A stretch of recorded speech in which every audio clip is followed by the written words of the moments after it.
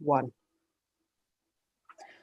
Evening, everyone. My name is Councillor Aidan Mundy. I'm the chair of the Sustainable Communities Overview and Scrutiny panel, and welcome very much for this evening's panel meeting.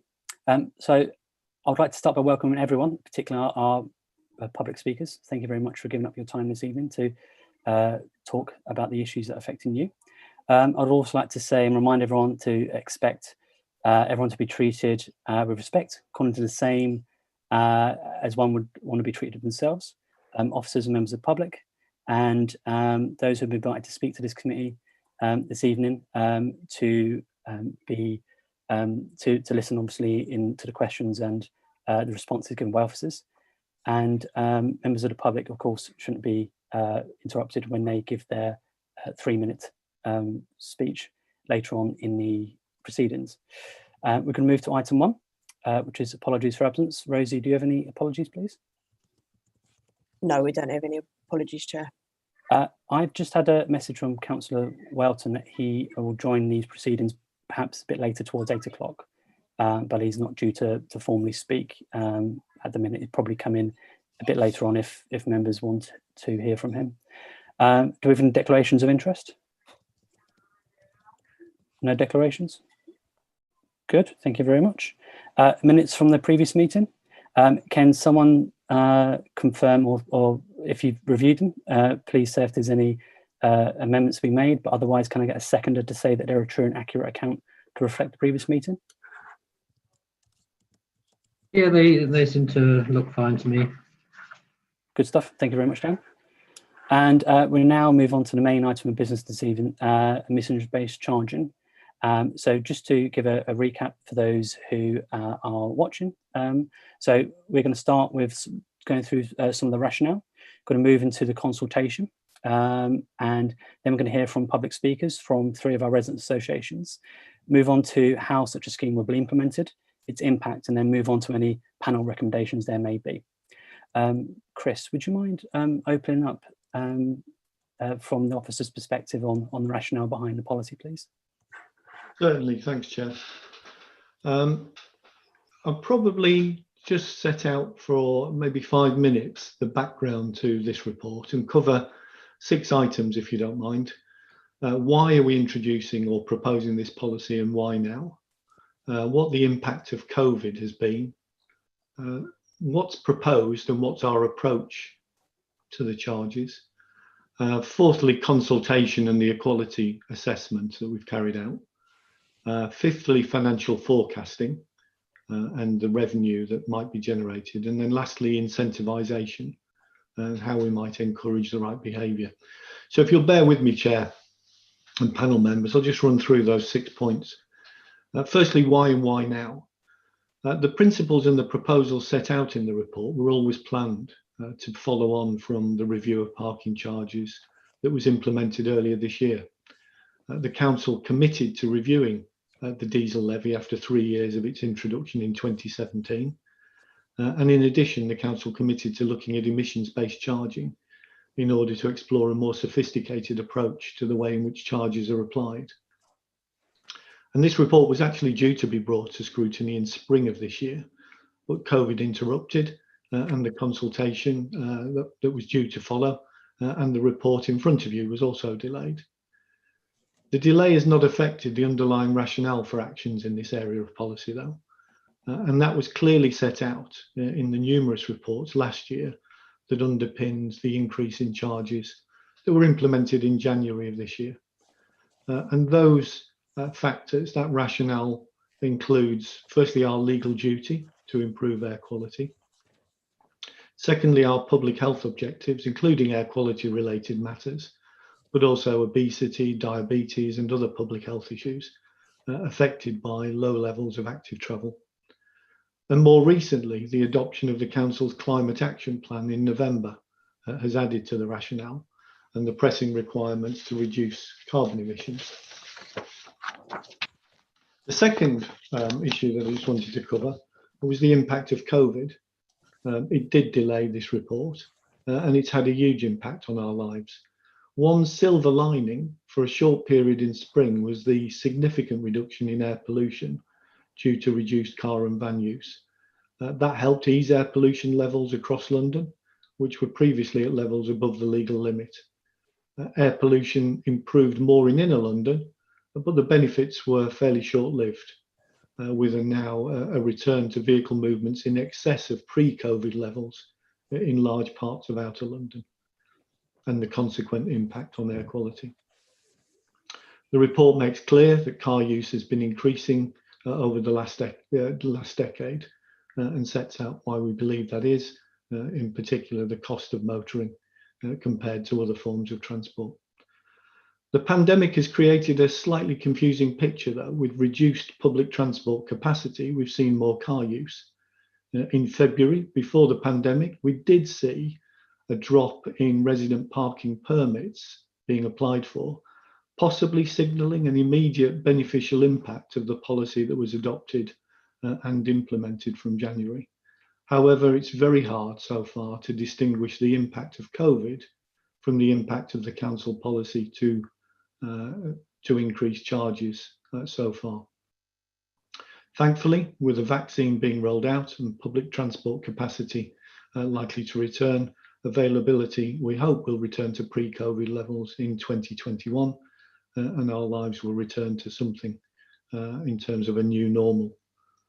The third point is around what is proposed and what's our approach. Firstly, it's worth pointing out that local authorities have limited powers, including Merton, and we're seeking to use these proportionately in pursuit of the policy objectives I've described.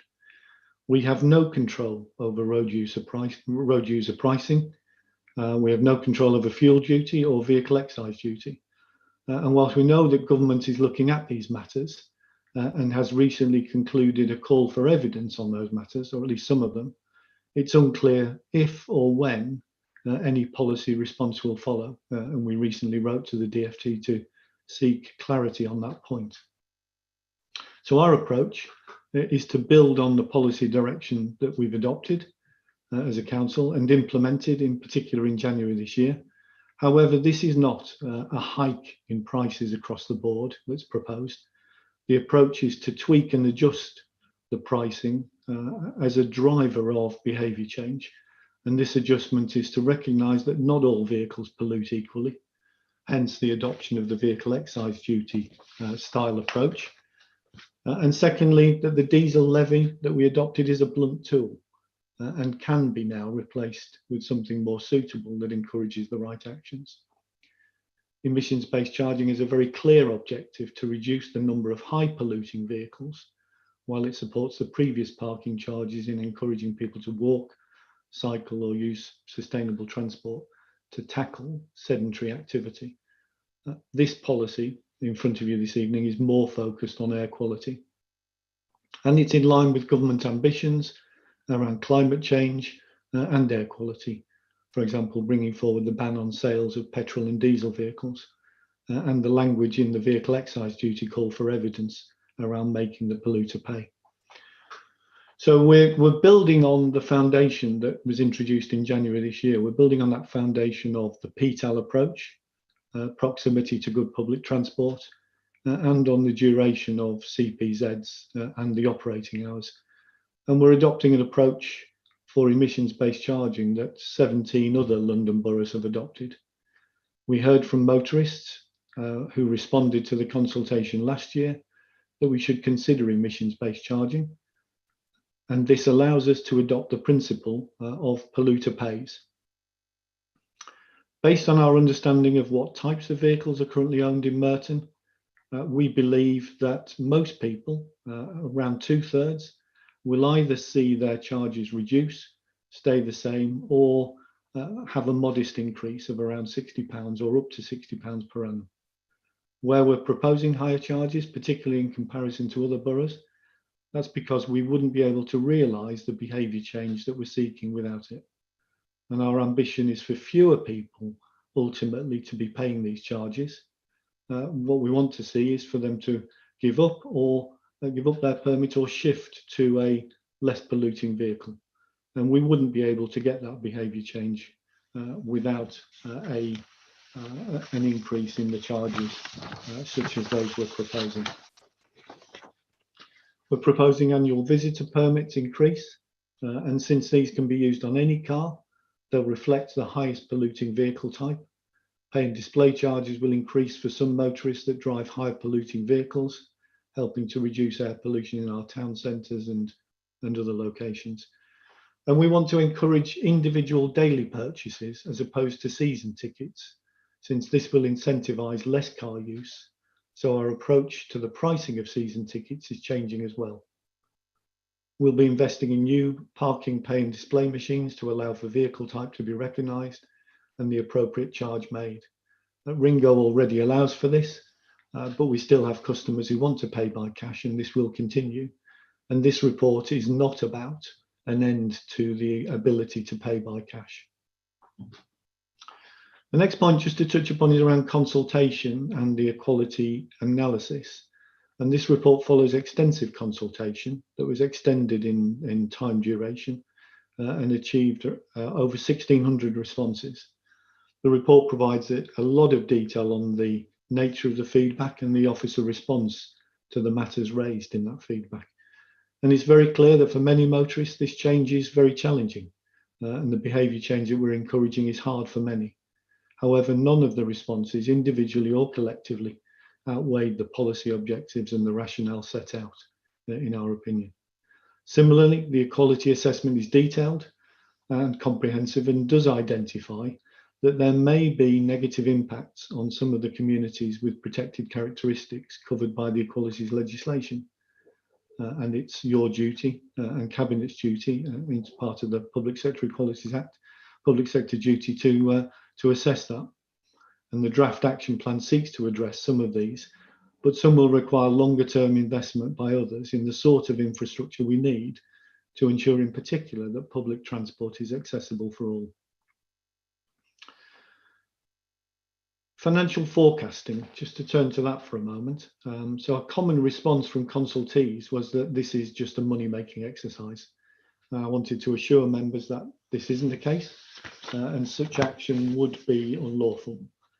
However, this is not to ignore that our forecast suggested in the early years of the adoption of such a policy, the revenue collected would increase, but would go down with the success of this policy. That income increase, that revenue increase has been reflected in the draft medium-term financial strategy and the savings targets that are presented separately to members as part of the budget setting process. These forecasts are almost certainly precisely wrong, but should be broadly accurate. And the challenge for us is to forecast this at a time when COVID is affecting how motorists behave, and that's proving to be extremely difficult. And the last point, Chair, is around incentivization, because there is a view, and which I can understand, that this is about the stick rather than the carrot. And we're very keen to look at how we can incentivize the right behaviour. And members and the public have asked that we should balance that. And whilst the Council invests significant sums each year into active travel and improvements in public transport accessibility, it's clear there's a lot more that could be done. And the report touches upon some of the ideas to encourage the right behaviour, some from other authorities, and we'd welcome members' views on those and any others that members consider. None have as yet been built into the budget forecast and would need to be so for any final decision to be made by Cabinet. Thanks, Chair. Thank you very much. So why don't we take a round of questions on the rationale and what you've just heard. Can I have some hands up and we'll start to take some questions. Cool. So can we, if everyone put their hands up, and then I can pick you accordingly. So I think Anthony wanted to go first. Thank you, Chair, and thank you, Chris, for outlining the proposals there. I've got two questions at this stage, if I may, Chair. The first is, Chris, you spoke about the 17 other London boroughs that have some form of this type of policy. Now, I think it's fair to say that most of those boroughs, the scheme outlined is much simpler than the scheme that Merton is suggesting. We wondered what evidence there was from the other 17 boroughs that these types of schemes had worked and that you've seen, and whether complexity played a part any part in that. Are simpler schemes more effective or more complex schemes more effective? My second question actually relates to a couple of paragraphs in the report that outline the rationale, and I'll read one of them to you because I think it's an important kind of sentence in the rationale here, and I just think there's a slight inconsistency in what we say. So paragraph 5.24, which is actually on season tickets, but I think underlines the whole process. It says, a one-off annual payment for unlimited trips encourages frequent use to obtain the best value for money. Now, of course, a one-off payment for unlimited trips is exactly what we're talking about in relation to residence parking permits. And I wonder why the logic doesn't follow through. If the logic is for season tickets that a one-off payment encourages people to use as much as possible, how is it the case, or why don't we think it's the case that the same logic will apply to residence permits, that if you stick the charges up, people will actually say, well, I'm paying £600 to park here, so I'm going to use my car, when I think it's quite clear from a number of statements in the report, through the report, that actually the main objective of this scheme is to discourage unnecessary car use. That comes from paragraph 6.30. So sorry to be wordy, but I hope the question there is clear. Thank you, Anthony. Do we have any other questions before Chris responds? No? Go for it. Oh, sorry, David. Yeah, so what I'm keen to understand is about the air quality. So I want to know where all the air quality stations are and where the CPZs are, and which stations does break the legal limits, and are they within those CPZs? So it's a bit of a broad range question, but I'm keen to understand where the air quality is poor and where the CPZs are. Cool. Good question. I think final one from Dan, and then we'll complete that first round. Yes, question on why is the council sort of ignoring the vast majority of the residents who responded, who basically said parking charges were set based on control and parking, and now that we're doing something else. Why are we ignoring the vast majority of people who said they don't like these changes? So I really like clarity on why it's acceptable to move the goalposts all of a sudden. So thank you very much, Dan. 3 questions. Chris? So I'll deal with some of these, and then I'll pass some to colleagues, particularly Jason Andrews, to deal with the air quality matter and the stations. So Jason can prepare for that, but maybe taking them in reverse order. Councillor Holden's question about why we're ignoring the vast majority. We had 1,600 responses, which is a small proportion of the total number of residents that have a controlled parking zone permit, and a small proportion of the total number of motorists in the borough. So we need to take it in that context. And what we're seeking to do is to balance the views of residents alongside the overriding policy objectives and the ambition to improve air quality for all residents of the borough and across London in totality. So it's not that they're being ignored, they're being considered alongside those other factors, and seeking to be proportionate in the way that we weigh those considerations. Coming to Councillor Fairclough's questions, firstly on the rationale for treating season tickets differently to resident permits. I think that's a very interesting point, one that we have looked at. The difference is that season tickets are for those residents, those motorists who visit locations, not entirely comparable to the resident permit use, because that's for 365 days of the year and permits people to park near their home, and is responding to a legitimate request from residents who petition the council for that benefit to be provided. And for the season ticket user, what we're seeking to do is nudge behaviour so that on occasions, rather than use their season ticket, what we're asking them to do, or encouraging them to do, is to use some alternative form of transport, either active travel or sustainable travel. And if they do need to drive, to use a lower polluting vehicle. For the resident permit, our objective is to ultimately potentially give that permit up and to move towards active travel, or to use a lower polluting vehicle. There isn't really an alternative in terms of the visit because the resident wishes to park their vehicle near their home every day whilst they own that vehicle. So the opportunity to have a daily use or some other form of limited ticket isn't an option for that occasion. On the question of the other boroughs that have introduced emissions-based charging, I think probably my immediate response would be that it's too early to tell really how successful the emissions-based charging has been, particularly to separate it from other initiatives that have been taking place across London, including the Mayor's introduction of the ultra-low emission zone, which has, we believe, been successful in inner London in improving air quality. And the introduction of emissions-based charging by other boroughs is still fairly early. We have got a more complex, sophisticated range of bands because we've sought to mirror exactly the vehicle excise duty approach so that it's understandable by the public and not go for a reduced limited banding. That was an option that was considered, but we felt that that would lead to some complaints by the public that actually, had we gone for a broader, wider range of bands, a larger number of bands, that some people may have been disadvantaged. So we've sought to, in the consultation, adopt the VED approach entirely and consistently.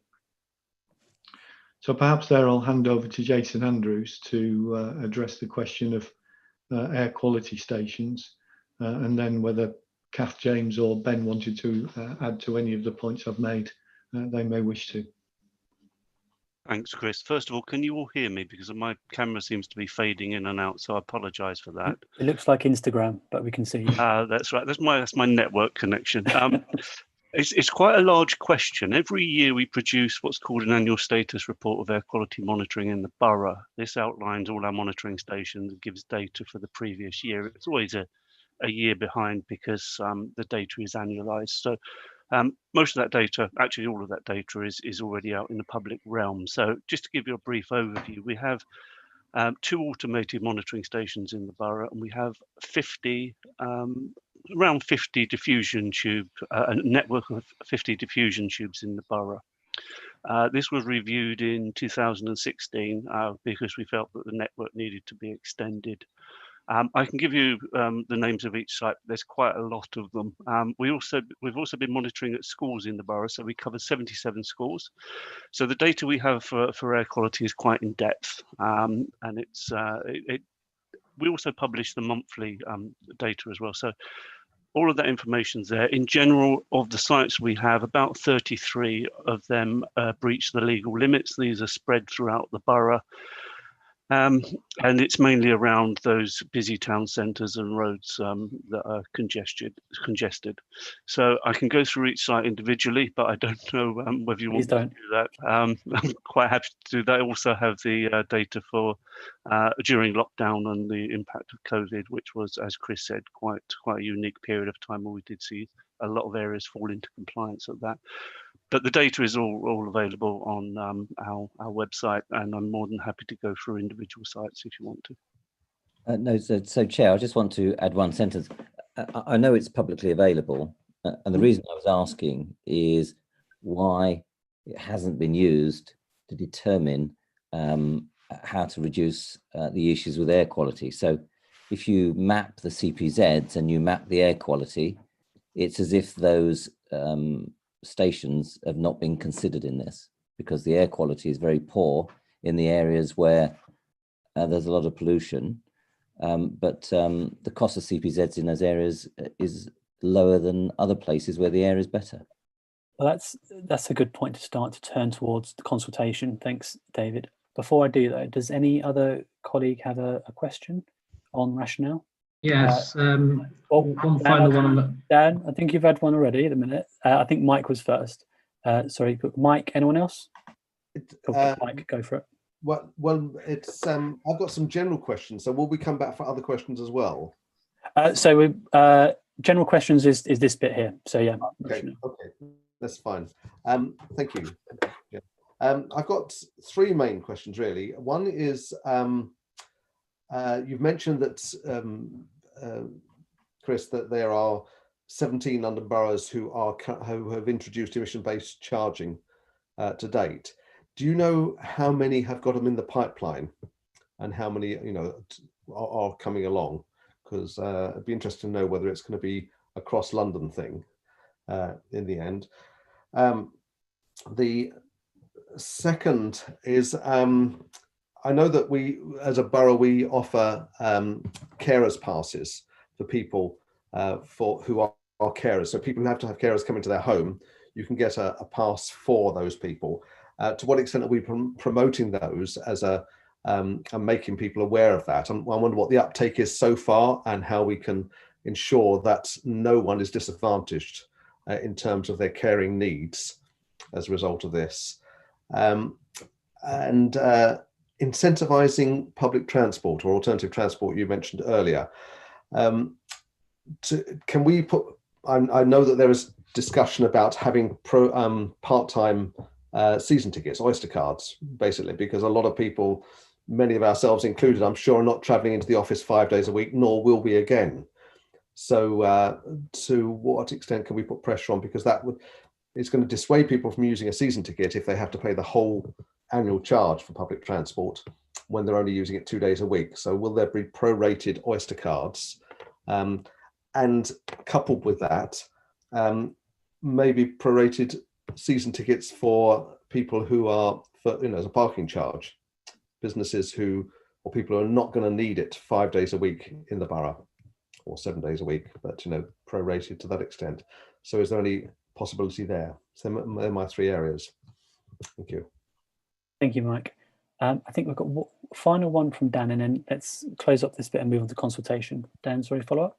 Yeah, thank you. Question on follow up on my previous one. So basically, am I hearing that the reason for this new proposal is because the current proposal has failed to meet your objectives, or can you explain why you're doing this change so suddenly? Because it would indicate to me that previous policy has been a failure. So yeah, follow up on that, please. Thank you very much, Chris. Okay, so I'll probably turn to Ben to cover some of Councillor Brunt's questions, but starting with Councillor Holden's and dealing with them in reverse order. As I said in the introduction, this report was always anticipated. We always intended to bring the approach to parking charges on 2 occasions, and the second occasion was meant to be in spring of this year. And in particular, that was to deal with the review of the diesel levy, which Cabinet gave a 3-year life to, and secondly, to introduce emissions-based charging if that was agreed, because the technology didn't allow us to do that. So we couldn't have tied emissions-based charging into the approach that was adopted and implemented from January this year. That was a shame, but that wasn't possible. And we know that the public, when they responded to the original consultation, said that they would like emissions-based charging to be considered, because it is a more sophisticated approach, recognising the variance in pollution by different vehicles. So we believe that the policy introduced in January was starting to have some effect. Certainly in February, we saw a reduction in the number of permits bought, which might suggest that pricing had had an influence in the number of vehicles that residents were seeking to buy permits for. But COVID interrupted that, and so we haven't yet been able to assess the full benefits of that policy introduction. Only in a full year will we be able to get that. That doesn't mean we shouldn't be considering this approach in front of members now, because it's a separate issue, one which seeks, as I've said, to introduce that more fair approach in terms of emissions and to replace the diesel levy, which we only had a 3-year life on. But I'll probably just turn to Ben, if he could pick up the points that Councillor Brunt raised, which are all in Ben's area.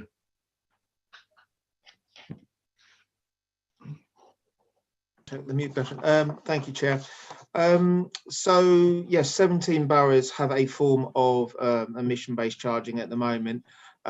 Who's currently consulting? I can't recall. There are a couple going through the process, and April is quite often a time that it's implemented. So I know consultations are taking place, and it is something that a lot of London boroughs are looking at. What I will do, I can contact and just see who else is going through the process at the moment, but certainly there are some. Yes, we do carers permits. I just need to double verify the statistics here, but approximately 50 a month, we believe, are issued to either blue badge holders or people that are housebound or need regular carers. And again, that's advertised on our webpage. Can certainly look to see if we can advertise that, but it is a service that is well known and is used as well, but certainly we can promote that. And going back to season tickets, to a certain extent, as to what Chris was saying, there's different ways we could sell. We could sell batches of 5 and people use that as and when they want to attend, or batches of 10 or 20 at different rates.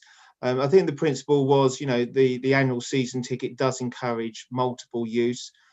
Selling in smaller blocks does at least make the motorist think about his options and potentially use other transport on that day.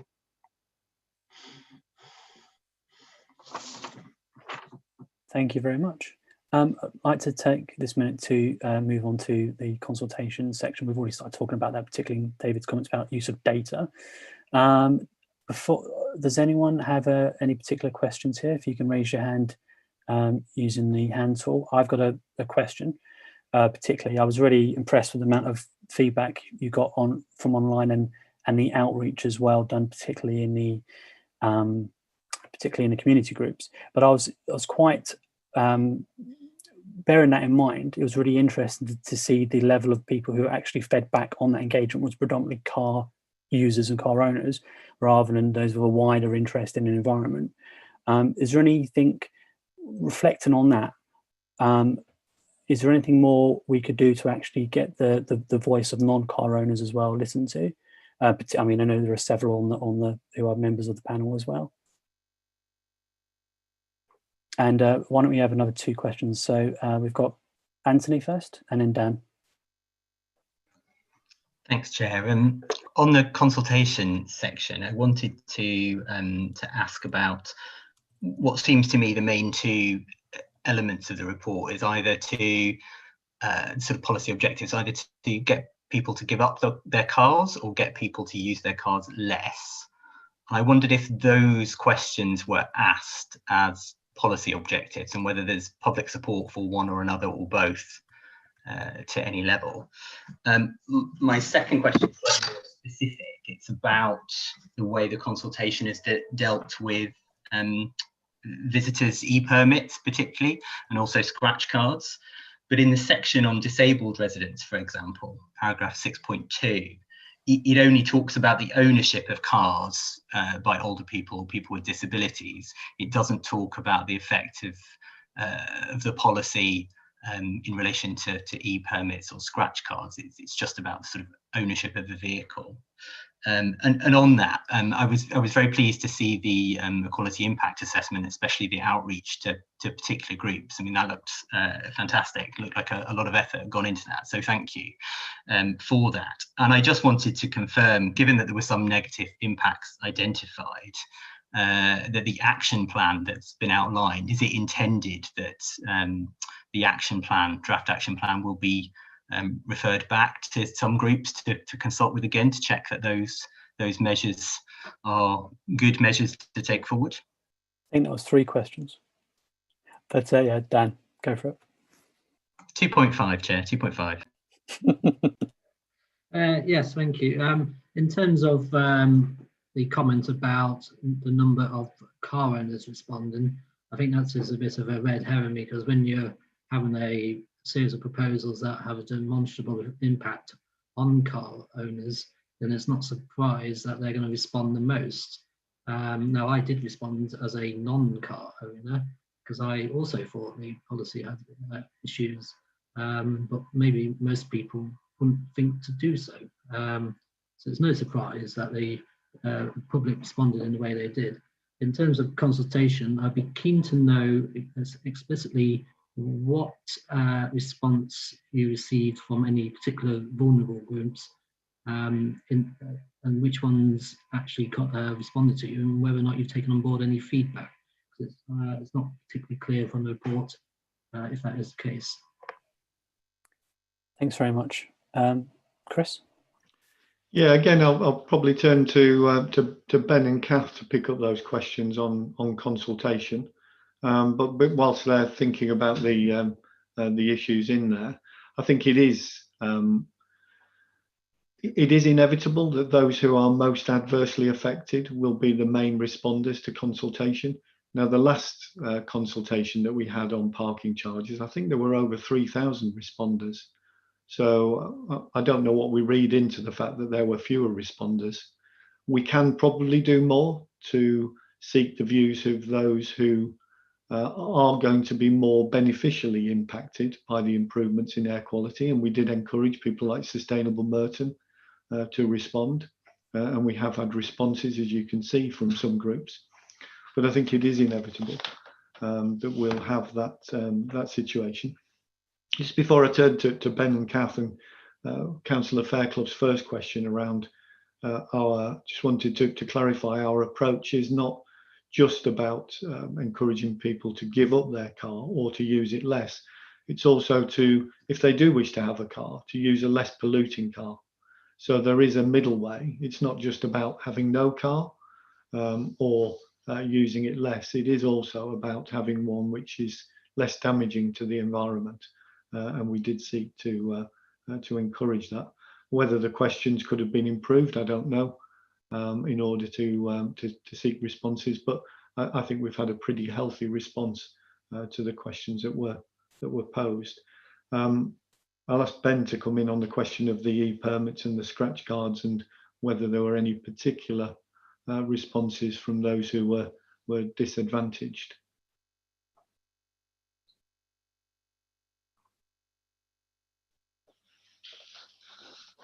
There we go.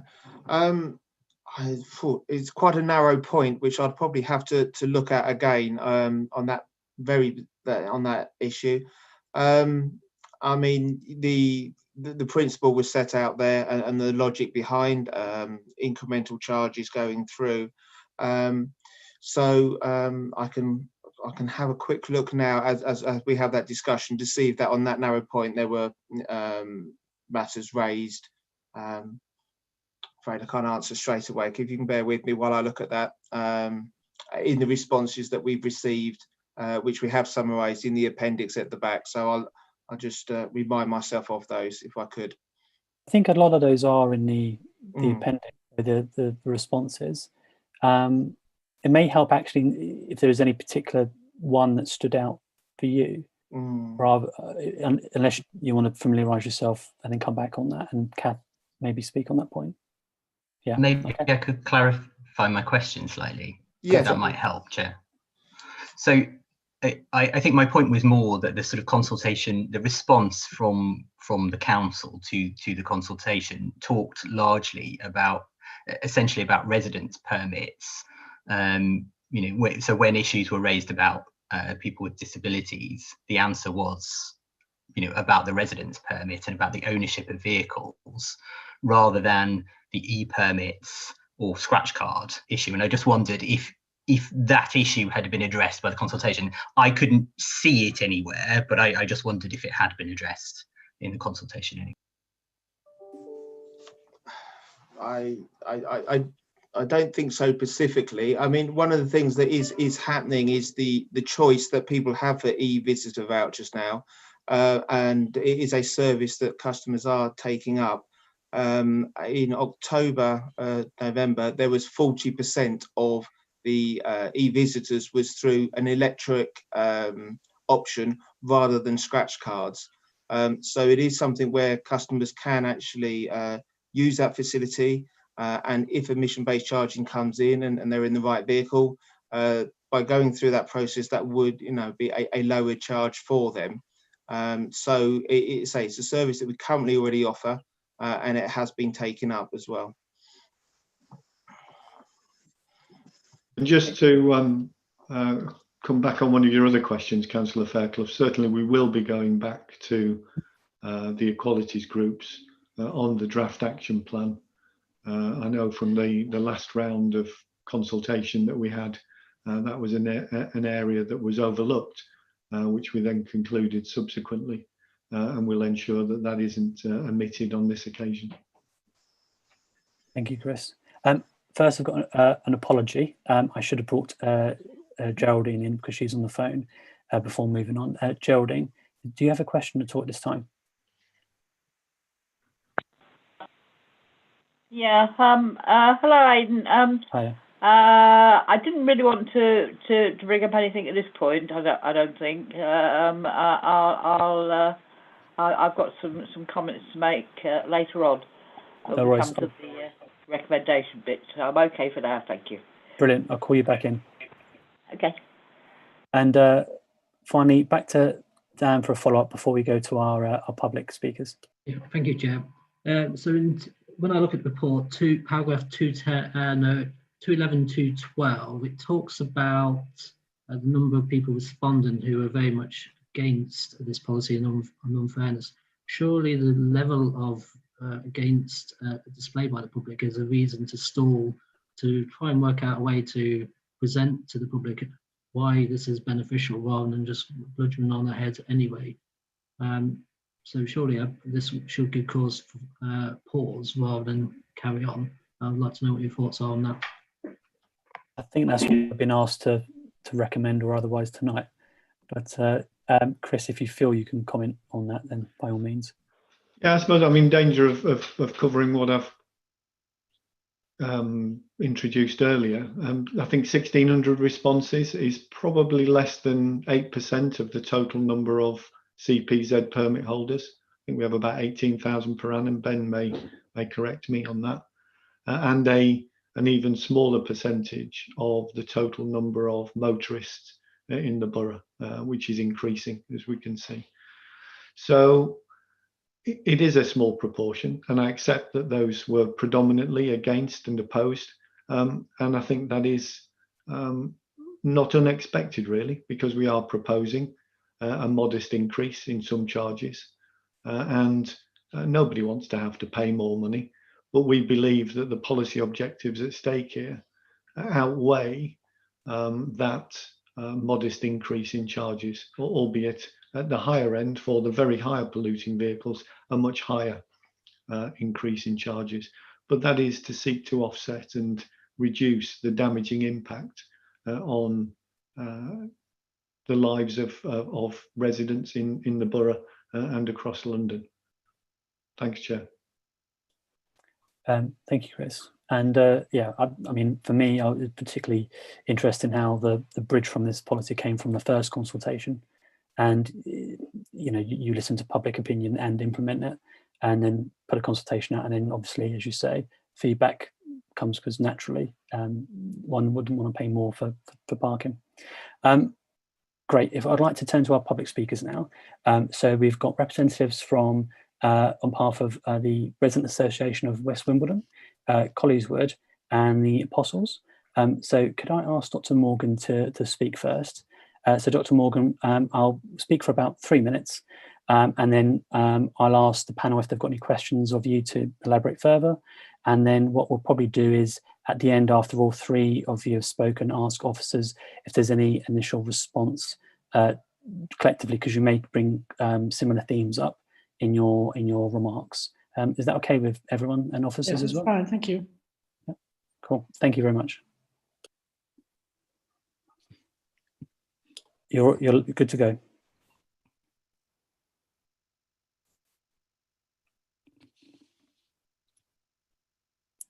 Got it. Sorry. No, do you want to begin your remarks, Dr. Morgan? Oh, yes. Sorry.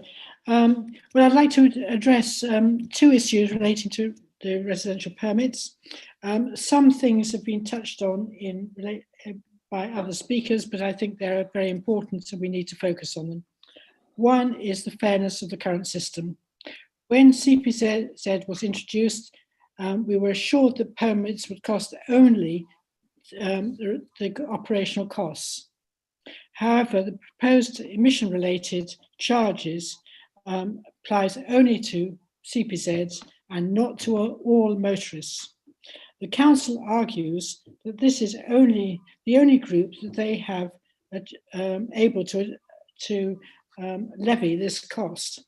However, this does not make it right to do so. I understand they can only do so for this group, but it doesn't make it right. The consultation survey in September-October 2020 also showed that 3/4 of the respondents disagreed with the proposal that parking charges should be linked to emission rates. However, this unfavourable view seems to be discounted. I therefore regard the policy as inequitable by focusing on just one group of motorists and taking little account of public opposition.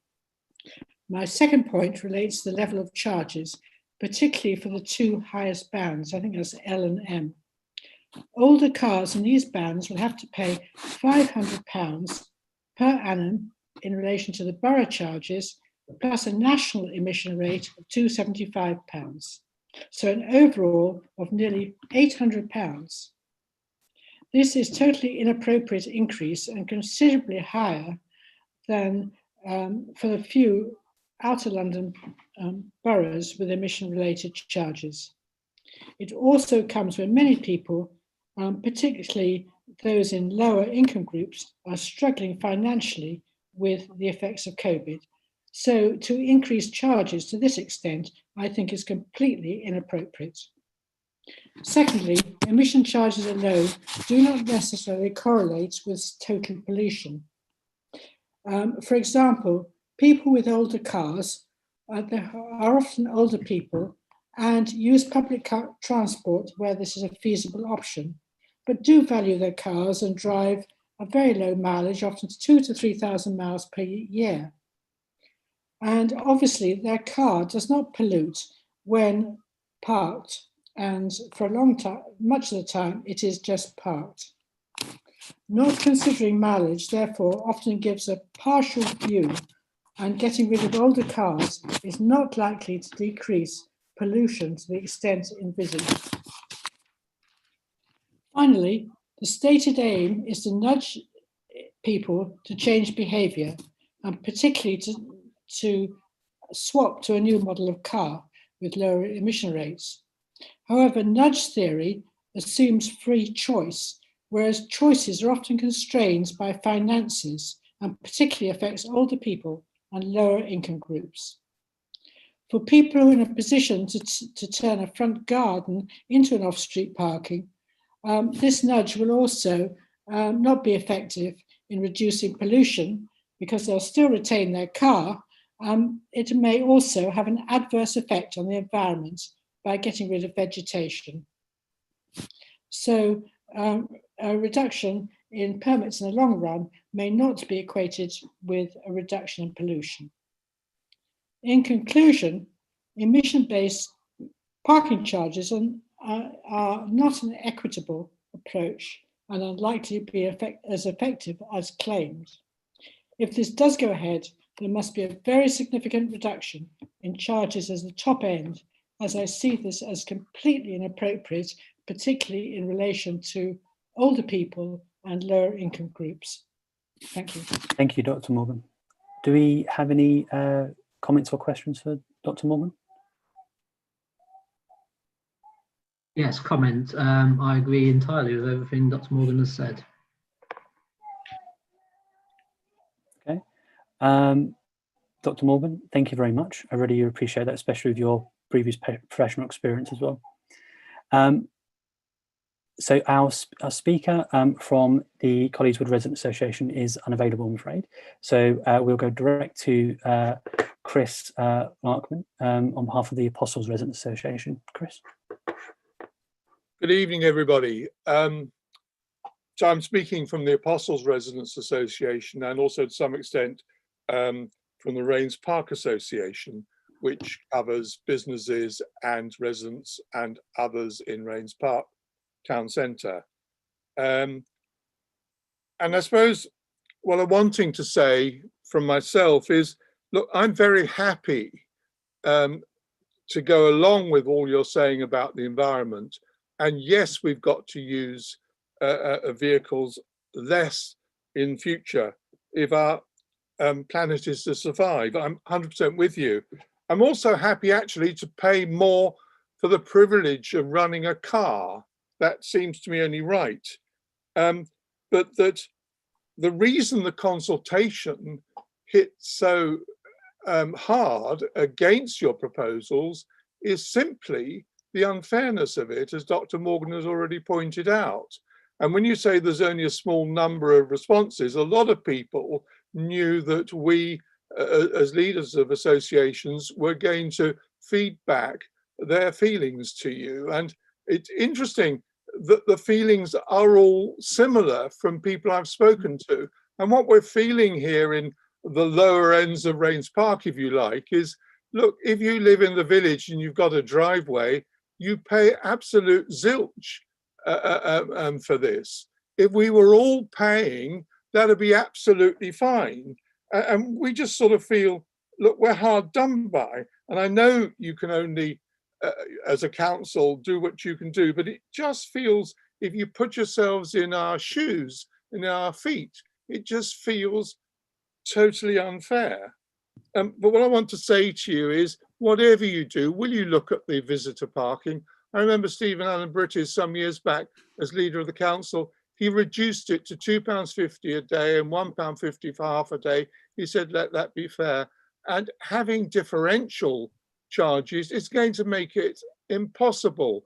You know, what the hell do builders come in? And if your friend comes in a diesel or something that's expensive, it just sort of feels pretty nasty. So, okay, if you won't meet us on the first, will you at least look seriously at the visitor parking? Because it just, you know, to have to go out there with a laptop and mess around when your friend comes, no, make it easier for us visitors at least, please. And that just seems really unfair. And as regards the town centre, you're putting up charges in town centres, and we all know with COVID how our town centres have been hit really hard. So I say to you, please look at that carefully and introduce 20 minutes free parking in town centres to give some hope for our town centres to survive. So those are my thoughts. Thank you. Thank you so much, Chris. I know Anthony has maybe a question or a comment for both our speakers. I have as well. Dan has. So that's 3 in the first round. Others, please do, and David, start the second round. Others, please do think of your comments and questions. Anthony, do you want to kick off? Thank you, Chair. To start very quickly with a comment just in relation to what Chris from the Apostles Residents Association has said. I agree completely on visitors permits, as you've probably already gathered from my questions on the e-permits and scratch cards. I'm not sure this works. I want to come back to it in the implementation section, and I've got a draft recommendation on this. So I hope we might be able to get somewhere on that. My question actually to both of you, and thank you for speaking, but it mainly relates to something Dr. Morgan said, which was about those people who use their cars, don't use their cars very much and don't drive very far. Obviously, it's the driving that pollutes, and I wondered if you felt that some form of discount or rebate for low use, low mileage, would be helpful at all as part of this scheme. Cool, 1 second. Let me, Dr. Morgan, we'll just unmute you 1 second. Is it? Sorry, go for it. Yes, sorry. I think that would be a very good idea. I think many elderly people have, they like it, they value their car. It is very important for certain circumstances, and particularly where public transport is not good.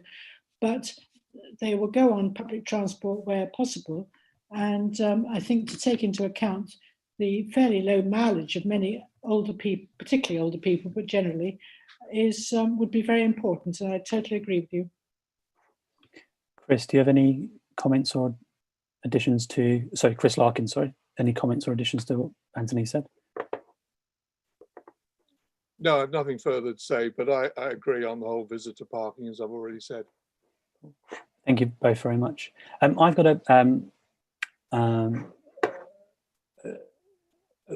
a question. Well, actually, it was more I spoke to Chris Edge of the Rains Park Association, and just speaking on, he referenced businesses and the 30-minute free parking for businesses, and referenced a lot of your points, Chris, as well. And I because he was unfortunate to not be able to be shortlisted for speaking, I thought I would. I promised to speak on his behalf to make sure that was listed. But what I think will be interesting here now is Dan's points as well. Yes, thank you. I think the issue of visitor permits has come up from a lot of correspondence and emails I've had as well. It's the fact the proposal seems extremely bureaucratic and difficult to administer, and a process or a new method needs to be simple for the public to use. Otherwise, there's going to be a lot of frustration out there. So I think a simplification and a fairness inserted into the visitor permits would be welcome. Cool. Thank you, Dan. And let's bring David in, and then we'll wrap up with reflections back from officers. In terms of the speakers, I agree 100%. I mean, frankly, if you look at the former council leader, if he turned up at your doorstep, it would cost you a lot of money because he has a very large diesel car. And I think that's unreasonable. We can't control the people that come to our houses. If there's an emergency plumber, if somebody's dropping something off for just 10 minutes, a washing machine, because you don't own a car, suddenly you've got to find a significant amount of money. And I think that's wholly unreasonable. The key thing, if you look at this document, you will see that more people have cars, but actually there's far more miles being driven. And they're being driven by larger vehicles, typically vans, typically diesel, and you see them in all of our roads every single day. And none of them are being affected by this, but there are more and more heavy goods vehicles, coaches, buses, and vans, and they're all diesels. So if you look at this, this is a disproportionate sledgehammer on people that have no other way around this than having to pay for people to turn up at their doorsteps. And I really do think in terms of visitor passes, but frankly, as well, in terms of quality of air, I just don't think that's been considered whatsoever. So I think both presentations were spot on. Thank you, David. I'm just thinking of a counter as well. It would naturally depend on the type of car your visitor is visiting in as well, in terms of level of charge. And naturally, just thinking about it as well, you would need to pay for, if you're visiting the CPZ, generally you'll need to pay for parking. Just sort of my reflections too. But it's interesting also your point about tradesmen and the type of vehicles they use as well. And what can we do to incentivize that? We may want to visit that back in the recommendations as well. Chris, Lee, do you want to add any reflections? Yeah, thank you, Chair, and thank you to the contributions from speakers, which covered a range of points, which I think I've covered many of those in the introduction, but just picking up on some of the key points that were raised, firstly by Dr. Morgan, and the issue of fairness. I can absolutely see how an increase in charges might be considered to be unfair, but equally what we're seeking to do here is to reduce charges for those who are driving lower polluting vehicles. So we are trying to adopt a fairer system which recognises that not all vehicles pollute in the same way. And the diesel levy was a blunt tool, and the previous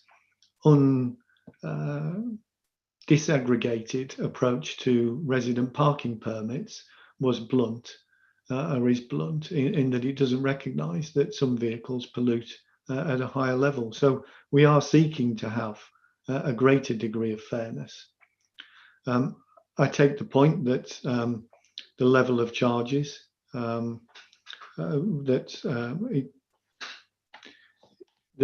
the charges are going up, and Dr. Morgan raises that point. However, that needs to be taken in the context of the fact that the overall cost of motoring has gone down, and that's set out in the report. So it has become cheaper, and it's no surprise that the number of vehicle miles driven in the borough has increased.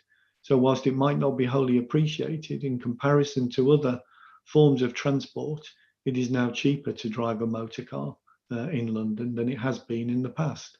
And that may be, almost certainly is part of the problem that we're seeking to deal with here. And the point was very well made, and was made in the consultation around the use of a car when it's parked, that it doesn't pollute. The point was then further made by Chris Larkman, I believe, in terms of charging for cars that are parked. We can only use the powers that the authority has. I heard the suggestion about a discount for low use. I would urge members not to consider that, because the administrative effort in managing a system of checking car mileage in order to assess whether a discount were to be applied would require staff and resources well in excess of those which are available at present. And we would create a very significant amount of work for no significant payback and benefit. So I don't think that's administratively possible. What we can do is look at Mr. Larkman's point around parking in town centres. We already have free parking at over 30 neighbourhood shopping parades around the borough, free parking for up to 20 minutes. We don't encourage that in town centre locations because there is an abundance of pay and display availability at those sites. And generally people visit town centres for a longer shopping experience or a longer visit. But that's something that could be explored. And I also heard the plea about looking at visitor parking. And perhaps I'll ask Ben to just touch upon visitor parking. And what we're seeking to do here is not discourage visitors, but to ensure that the impact, the externalities of vehicle use in neighbourhoods is reflected in the charge that's levied. The last point I'll make is around the final point that Dr. Morgan raised around nudge. And she quite rightly points out that there are a whole range of factors that will come into play in determining what motorists do. And I wholly accept that there will be others which are way beyond the control of the council and which will play into the mind of motorists, not least, how old is their vehicle? When do they next decide to replace it? What's their economic circumstances? But what we're seeking to do is to put into the system one of those factors which we believe will, at least in part, affect the decisions of the motorists and nudge the behaviour in the direction which is most beneficial for society and for the communities in which we live. But I'll ask Ben just to touch upon the points around visitor parking permits.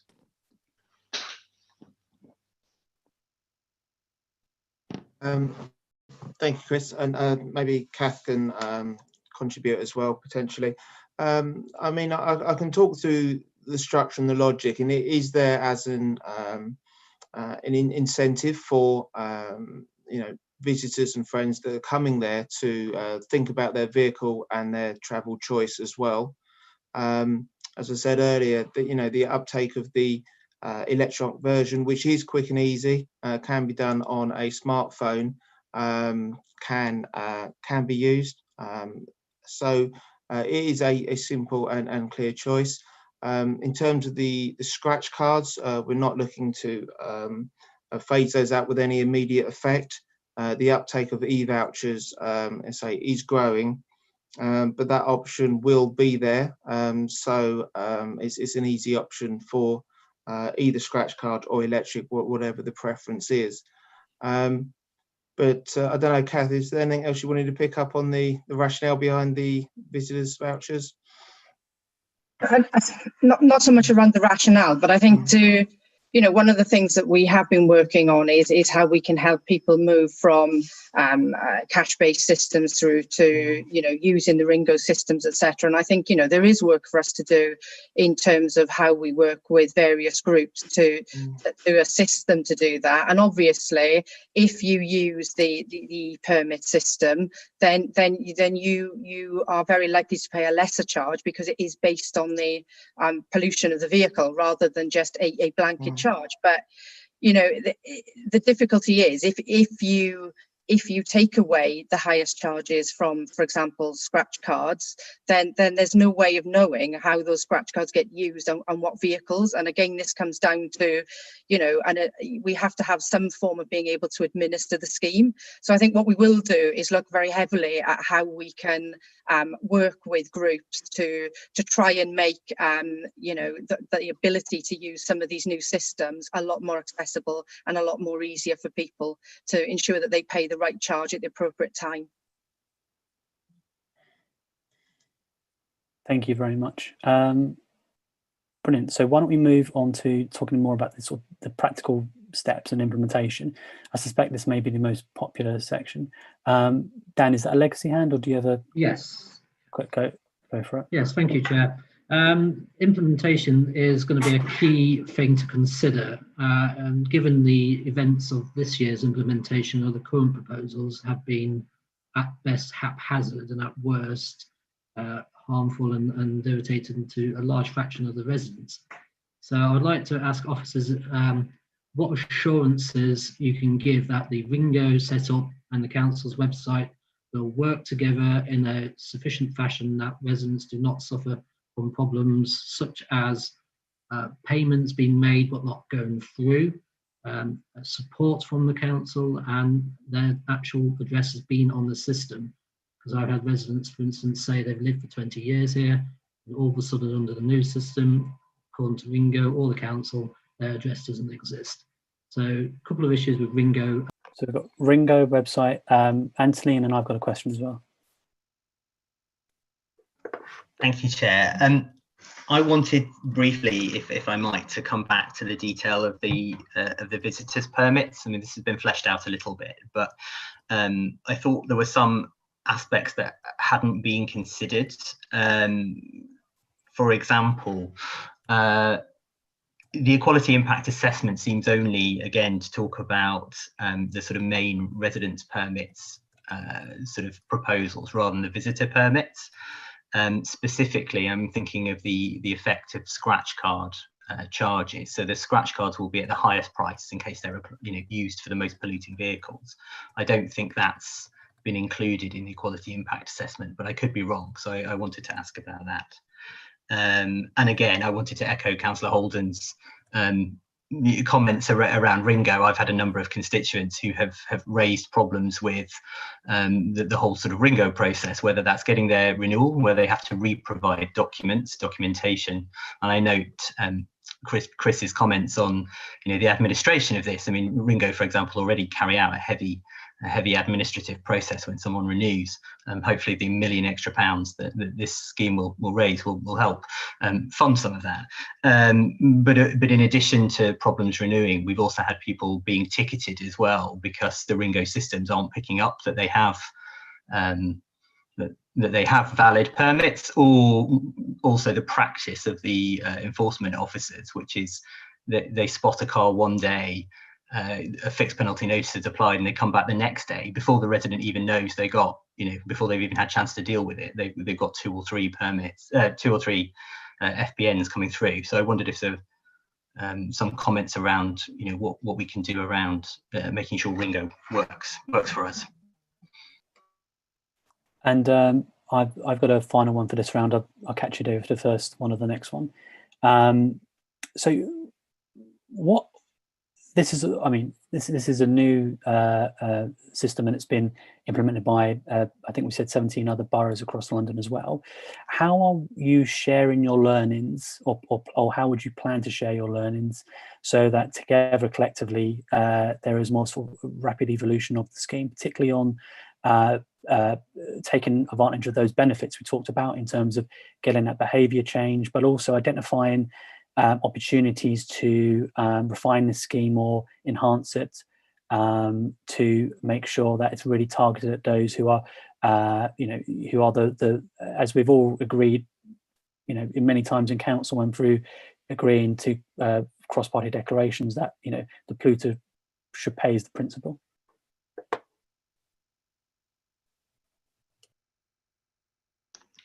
So, Chair, just to deal with those perhaps in reverse order, and I'll ask Ben to pick up on the issues of Ringo in a moment, but just picking up on how we'll review this, how we'll learn from the experience if it's implemented.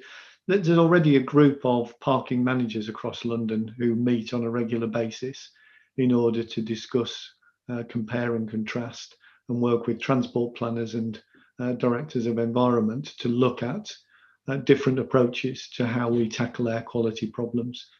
So that group will continue to meet and consider how we can improve upon the evolution of approaches to using parking charges in particular to improve public health and air quality. And what scrutiny might want to consider is this matter coming back after a period of operation, if it is implemented, in order to look at the success measures and look at the moving parts that are included in this policy, to look at how those are operating and where we can refine and improve it further. But I think a period of operation of at least a year would be necessary in order to draw any real conclusions from that. On the matter of visitor permits, before I turn to Ben to talk about Ringo, Councillor Fairclough's point, I think the first thing to say is that scratch cards will still be available, and they will be charged at the premium rate, and that's to at least in part inhibit people gaming the system. We know that annual visitor permits may well have been bought this year or in the past by people who had a diesel vehicle but wish to avoid that charge. And what we don't wish to do is to allow any vagaries in the system to accommodate those who might wish to buy a permit, use a permit, and not pay the polluter pays principal charge that we're seeking to adopt. To avoid that, visitors can pay by Ringo, and that's been in operation in the borough since 2014. Operates perfectly successfully for those instances, and can be used for the purpose of visitor parking. And the scratch card is for those occasions when that's not possible, and it is the reality that would be at the premium rate. The equality assessment, as Councillor Fairclough says, touches upon this lightly, and I suppose I'm interested in which particular protected characteristic do you believe is affected by that particular change such that they are adversely impacted? Because I can see that it's an impact on those who are low income, but that isn't a protected characteristic in the law. The other characteristics are not necessarily low income. So if we are purely looking at the public sector duty, I think we've applied our responsibilities appropriately in the way that we've assessed those with protected characteristics. But I'll turn to Ben just to pick up on the Ringo issues and to set out what we believe the problems have been in the past, the minor problems, and how we've been addressing those. Thank you, Chris and Chair. Yeah, Chris is right in that a Ringo system has been in place since 2014, and that's used for pay and display. Currently, 71% of all pay and display transactions are done through the Ringo system, and the rest is through coins. So it's a company we've used and we are familiar with. Now, introduction of the permit system has been a huge change. It's a big change for customers. It's the first time we've changed the system in a number of years, and customers were familiar with the old system. It was quite simple and it was quite basic, but it did have a number of limitations in it. So we are now nearly a year in. I'll talk about some of the issues that we've had, but we did introduce it on 14th of January 2020, which means now, and thank you to the residents and people who've used the system, that they've gone through the process of having to do a number of things first time around, which we accept has been a challenge, and hopefully we've been there at the end of the phone or emails to be able to assist. So people have had to register themselves. They've had to then go away and upload proof of vehicle ownership and residency, and of course make the payment charge as well. And going through that process, you know, some people had a bit of trouble, and what we try to do is be there to help them in that. But that's a big ask. It's a new system, and in year one we have asked them to upload all that information. What it does mean, we now have all the information to hand, and then all the benefits of the system, which I'll touch on briefly, we can actually build upon and make it a better product in the future for customers. During the year, though, we have processed 20,000 residents or teachers, trade, school zone permits, so a huge number of transactions and interactions has taken place. And I've mentioned earlier, visitors vouchers are proving very popular.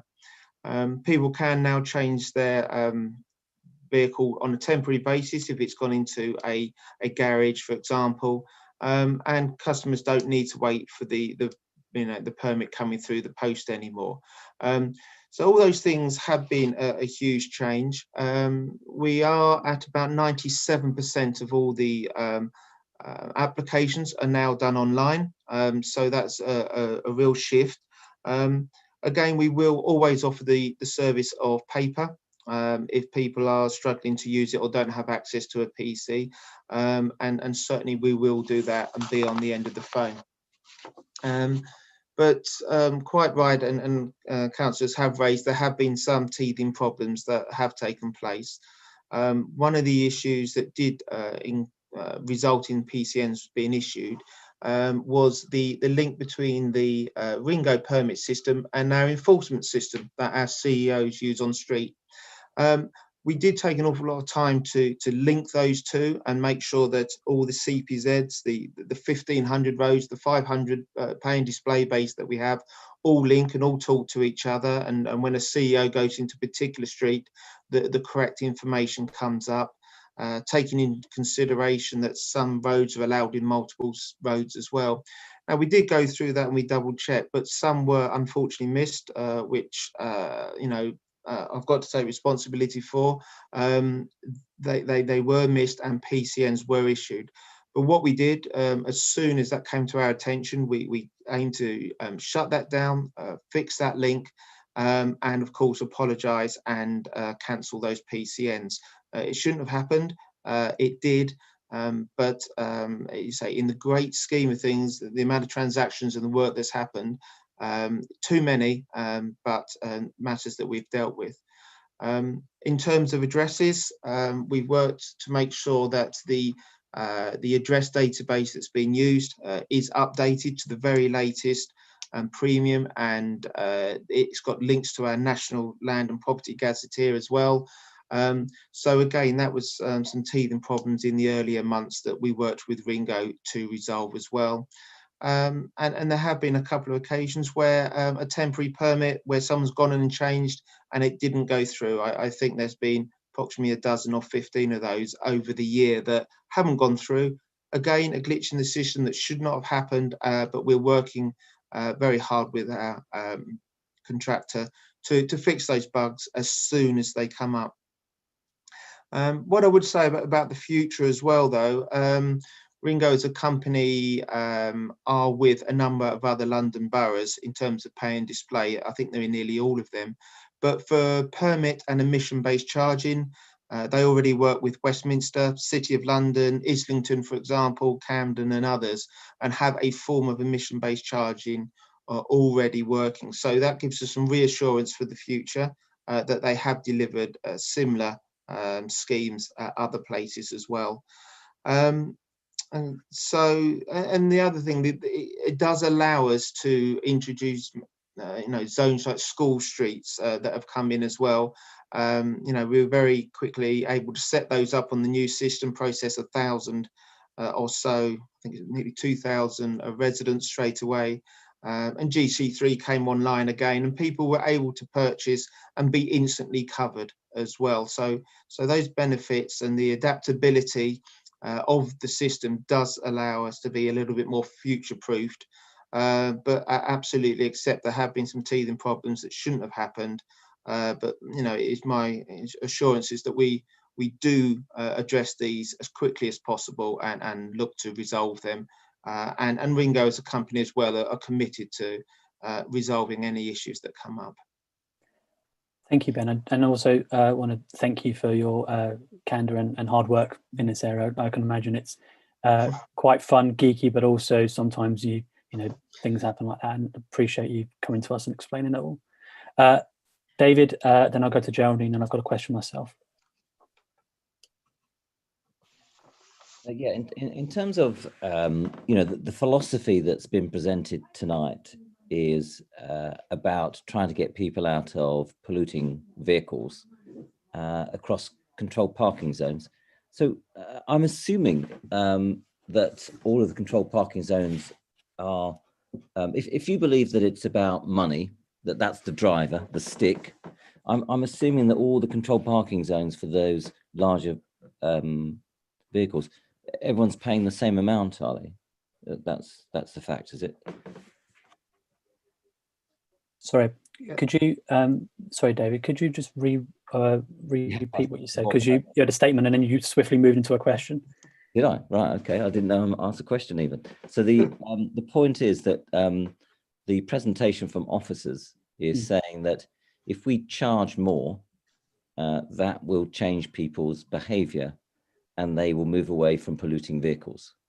So I'm assuming on the basis that you can only charge more in controlled parking zones, that the amount of money charged in every controlled parking zone for polluting vehicles is the same. I just wanted that verifying. That's an interesting question. Okay. Geraldine, can I bring you back in, please? Do you have a question at all on this section, on implementation?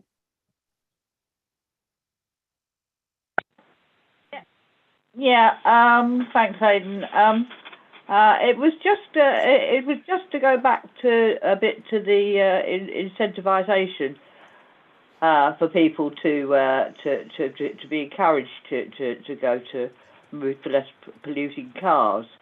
And I mean, we had this way back when we first started discussing this back 13 years ago, when we were discussing the implications of climate change and air quality and all the rest of it.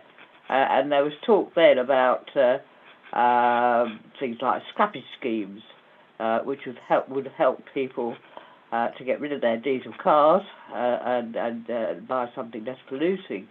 But of course, then they couldn't. There was never a scrappage scheme put in, so they were unable to sell the diesel car. Nobody wanted the diesel car, so they'd got nothing to invest in a different car. And now I've noticed in this report that the government are looking up, have made pledges about helping residents to reduce the costs to them when moving to lower polluting forms of travel. And I'd like to know if there's been any indication from the government, because we have had promises from them in the past about things, and I think it needs sort of beefing up a little bit to know if there's anything that they can contribute to help people move on to less polluting cars. Thank you. Thank you, Geraldine. You may want to revisit that point in the recommendations as well. So my sort of final question of this point here was, so we talk about. So it's really interesting to see that we want to achieve the behavioural change, and we've used and taken advantage of technology. How are we moving forward going to be working, because there's always the human element? How are we going to work moving forward to work with residents, maybe a user group, or how do we get that user insights on a more regular basis, so that as Ben has already alluded to, that relationship with Ringo, we can then transmit that and work accordingly. And as Chris has already said, you work on a pan-London basis, so you can share that and try to get more of a, to be quite frank, you've got a lot of purchasing power with Ringo. So together, I assume if there's a lot of collective issues, you can say, well, these are our priorities, and put it in some sort of development pipeline. But thank you. Yeah, just to come back on those points. So starting with Councillor Dean's point around the charges, I draw your attention to, I think it's page 93 in my pack, which sets out the proposed resident permit charges. And as I explained earlier, it builds on the foundation that was established and implemented in January, which recognises PTAL ratings for different parts of the borough, but also the duration and the operating times of different zones. So the charges aren't the same for the same vehicle in different zones, because it's building on that foundation that was implemented and agreed earlier this year. Secondly, on Councillor Stanford's questions around incentivisation and what is the government doing here, it would be unfair to ignore the fact that there's been significant investment in the electric vehicle infrastructure, which Merton has benefited from, and that's come through government funding, through the Office for Low Emission Vehicles, and we have been very successful in accessing that money and implementing a large number of electric vehicle charging points, and those provide an incentive for people to shift to a much lower polluting vehicle. And by the end of this financial year, we hope to have around 200 EV charge points. Still not enough, and we'll need to do more, and we will look to use council resources, as we have done in the past, to supplement the government's funding for those incentives. And there has been government money and TfL money into a range of other incentives around cycle infrastructure and other active travel infrastructure in the borough. In terms of scrappage schemes, though, there's very little there. The Mayor has introduced a scrappage scheme, a limited scrappage scheme, and we await to see whether the government will introduce anything akin to a national scrappage scheme, particularly to drive forward their approach to shifting more towards low emission vehicles. I wouldn't encourage the borough to implement its own scrappage scheme. Again, it would be administratively cumbersome and far too expensive for a single authority to operate on its own. So we look to either regional or national government to implement anything akin to a scrappage scheme. And then lastly, to your question, Chair, how will we work with residents and others to learn from the feedback? I think we already have a huge amount of feedback through the parking team around what works well and what doesn't work so well. We get that on a daily basis, and we utilise that in order to improve the system. We talk to the borough's community forums, we talk to the Sustainable Communities panel, and more than happy to take that further and wider in order to ensure that we are listening to those who have a view about where we can improve. But we have existing channels which I think work pretty well in terms of ensuring that we can hear those who have a voice on this. Brilliant, thanks, Chris. So I've got one final one from Dan, and then over to Anthony. Thank you, Chair. Assuming Cabinet decides to go ahead with this, there'll have to be a comprehensive communication and delivery of such a policy change. And in the report, I don't really see much mention of the mechanics of how that will be implemented. And I want to avoid a situation like we have with the diesel tax, where the majority of the public were aware was when they got a fine on their car. So have you worked on an idea of how you communicate this to everybody in good time with the explanation of how, why, what, and when, so people are clear and given fair warning and fair time? Thank you. And over to Anthony, and we'll probably then move on to impact. Thanks, Chair. I wanted to come back on your question, Chris, about the protected characteristics. You asked me which of the protected characteristics I thought might be negatively impacted by the visitor permits issue. I suppose the points I'd make are very quickly. One, socioeconomic status is something the council has chosen to include in its quality impact assessments. You highlighted it isn't a legal requirement, but it is council policy. Secondly, I'd suggest possibly both age and disability, on the basis that both of those characteristics are probably more likely than the average population to include those with mobility problems who may reasonably enough have more visitors. And it's certainly an area worth investigating, and therefore might be more likely to be impacted by higher charges of things like the scratch cards, which are charged a premium. And this may also come out in slightly strange ways in the consultation. I mean, I think I'd point to the fact that it's noted that disabled people with disabilities are much more, in fact, likely to disagree with the statement that Merton has a role to play in tackling the challenges caused by climate change, and they also disagree with the sentence that Merton should encourage motorists towards more sustainable and active modes of transport. Now, it's not immediately obvious to me why disabled residents per se, other than their average residents, would disagree with those statements, but that's pulled out in the consultation. Now, that may be the quality impacts coming out in odd ways in the consultation because of the ways the proposals impact people with disabilities. You know, I'm not a specialist in equality impact assessments, but as you pointed out, that's fairly light touch on this issue, because it focuses on the resident permits issue rather than the visitor permits issue in the equality impact assessment. Thank you, Anthony. Chris? Yeah, again in reverse order. Thanks, Councillor Fairclough, for that clarification, which we will reflect on and ensure that the quality assessment is as robust as possible. And as I've said before, I think at previous meetings, it is a building picture. And once we present this to Cabinet, we'll want to ensure that the quality assessment and the action plan is as robust as possible and takes into account all of those considerations. And that's very helpful feedback in order to help us ensure that we mitigate any unintended or intended consequence of the policy that's being proposed. And then on Councillor Holden's point, you're absolutely right. Comms will be critical to the success of this, and there will be a robust communications plan wrapped around this to ensure that it is effectively communicated, so that if implemented and agreed, nobody is under has any doubts about what is being agreed and implemented in the start date and so on. So that, I'm sure, is part of Ben's activity along with our communications team.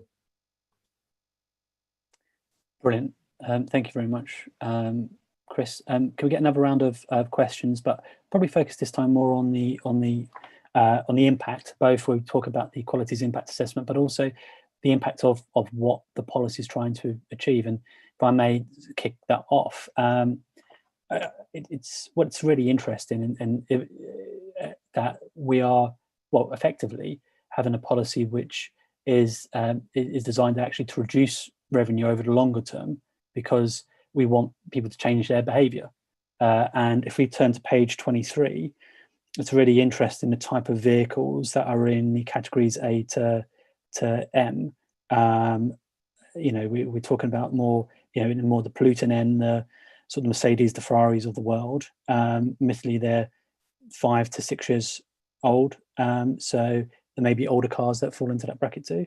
And obviously, the newer cars, we're talking about the hybrids and the Priuses. Could you just, how would you characterize what good would look like in terms of that behaviour change over the next, say, let's assume there's no national plan for 10 years. So let's assume over the next, say, 5 to 10 years. And we've got another question from Anthony as well, so let's call him in as well. Thank you, Chair. Sorry for talking so much.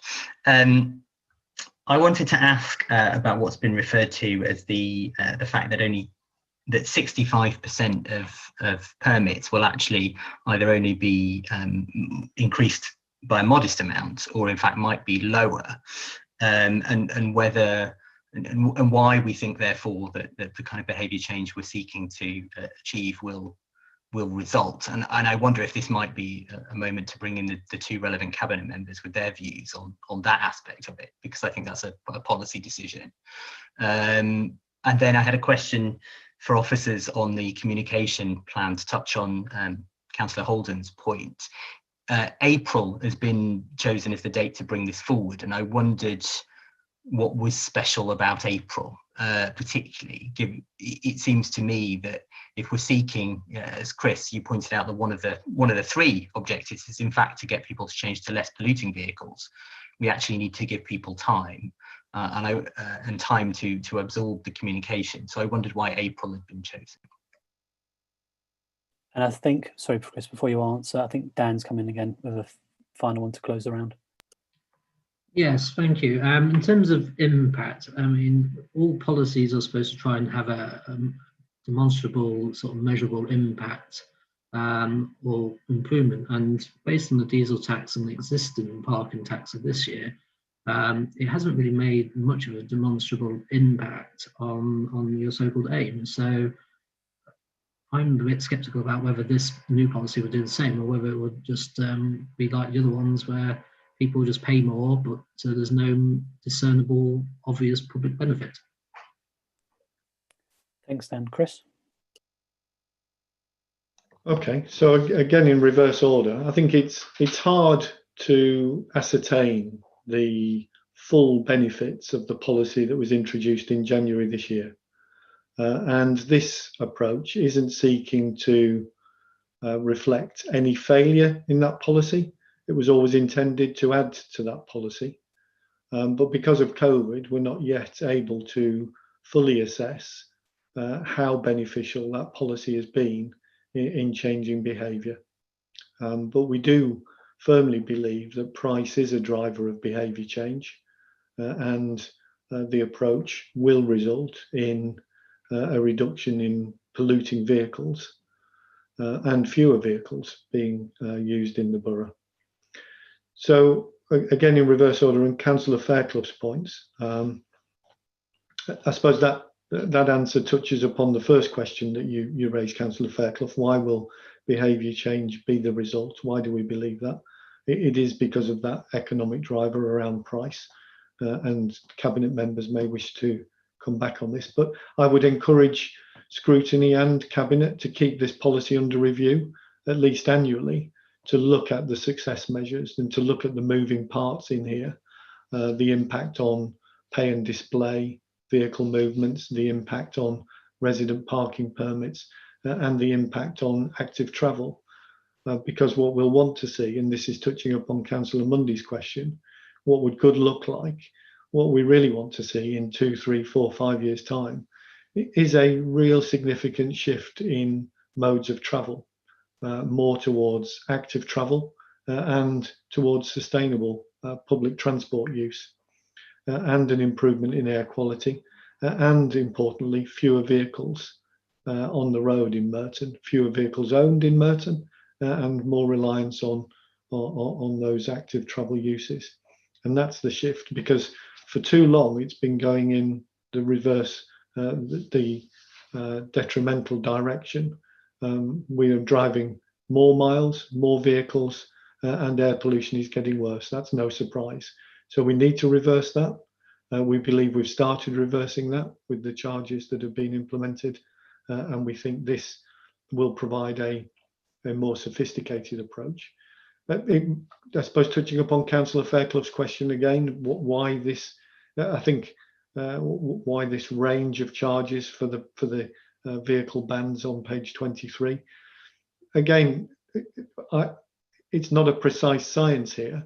and I think it will need to be reviewed and monitored and tweaked over the coming years in order to ensure that we've got that balance right, and we are putting the nudge in the right places in order to create the right behaviours. So I wouldn't put my hand on my heart and say this is absolutely perfect, and it will require some further attention. The point around the start date, I think, is an interesting one, and my advice to Cabinet would be to introduce this as soon as possible. I don't think we can introduce it before April. If we could, I would be encouraging Cabinet to introduce this before April, but I don't think we have the capacity to be able to have this implemented by that date. And in terms of the point about to allow residents or motorists to make those changes, I think we have signalled the need to be more thoughtful about vehicle use and the type of vehicle for some time now. And I don't think it should come as any surprise to anybody in the borough that that is a policy objective of the council. And we should be encouraging that change of use, as the national government is encouraging that change. So I think delay will only lead to further harm. And so I would encourage the introduction of this as soon as possible, but I can't see it being done before April. Thank you, Chris. I just want to call Geraldine now. Geraldine, do you have any questions at all?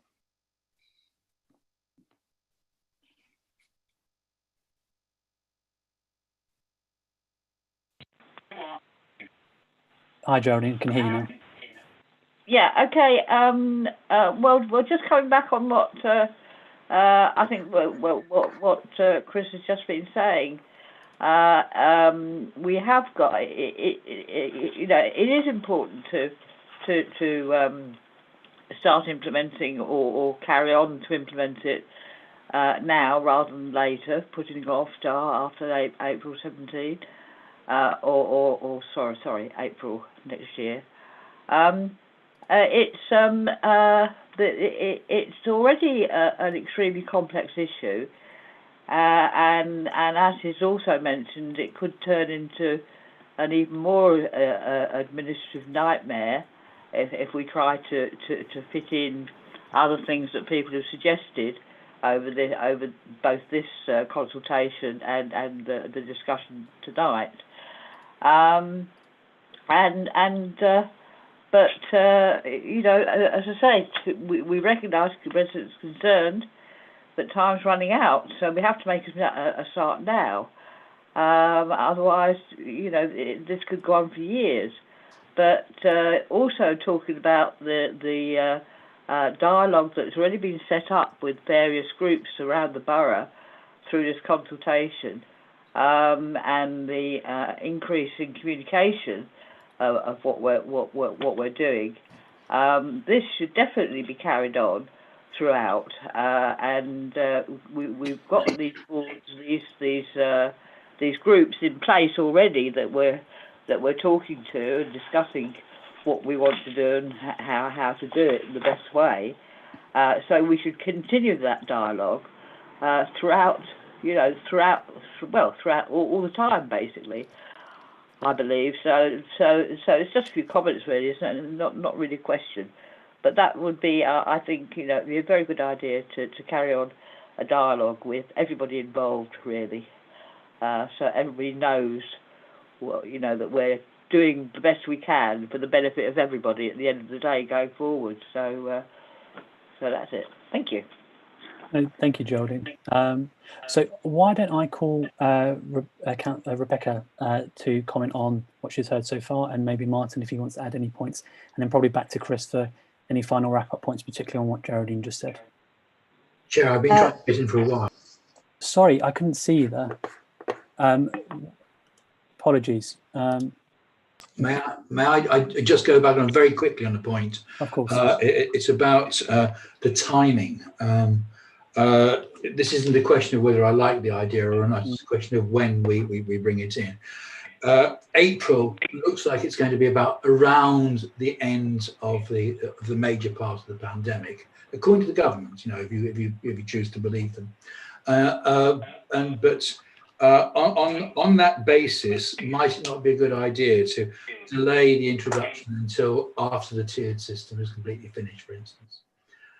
It's only a question of short timing. Thanks. No, thank you, and apologies for missing you. So we've got questions from Geraldine, Nick, and obviously comments generally from Rebecca and Martin and Chris wrapping up. Thank you, Rebecca. Thank you, Chair. I just wanted to come in specifically on the point that Councillor Fairclough raised, because I think it's a really important one. Councillor Fairclough mentioned that essentially sort of 65% of people will see either a price reduction, no price increase, or quite a minimal price increase. And I think his question was about how will we be able to measure the success if we're looking at a majority of people essentially being not impacted by the policy. And I think the point that we have been looking at is that we don't want to penalise those who own sort of the least polluting vehicles. What this policy is designed to do is to impact the highest polluting vehicles.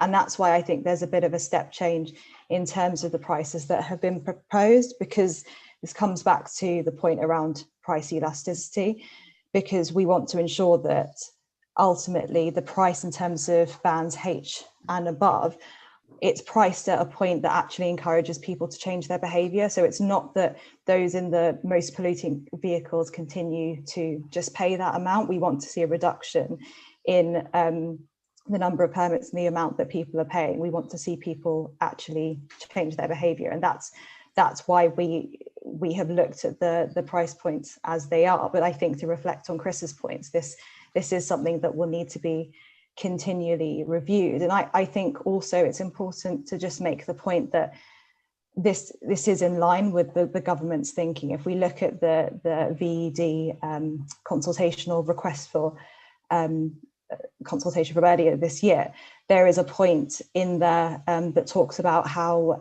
cars that are lower tax, that are zero emission and alternatively fueled should have lower tax, while those ensuring the greater share of the tax burden falls on those who purchase the most polluting cars. And I think that's what this policy is seeking to do. I think it is important to keep it under review, but just on that point around how we can sort of measure that, I think that somewhat responds to that. Thank you. Martin. Thank you, Rebecca. Thank you, Chair. Can I just thank all members of the panel and speakers for their contribution tonight. The basic principle of this policy, as Rebecca said, is that the polluter pays. I think this is based on sound principles. It has been introduced by many councils of all political colours across London. I do think it is the right way forward for us as a local authority to move towards emissions-based levy charging. As someone who was involved in the original consultation last year, it was something discussed, it was raised in that consultation, and obviously we said we would come back with proposals on this. It's later than it would have been. That's been inevitably due to the COVID pandemic. I believe it's based on sound principles in terms of the charging bands we have come forward with, basing it on vehicle engine size, fitting in with the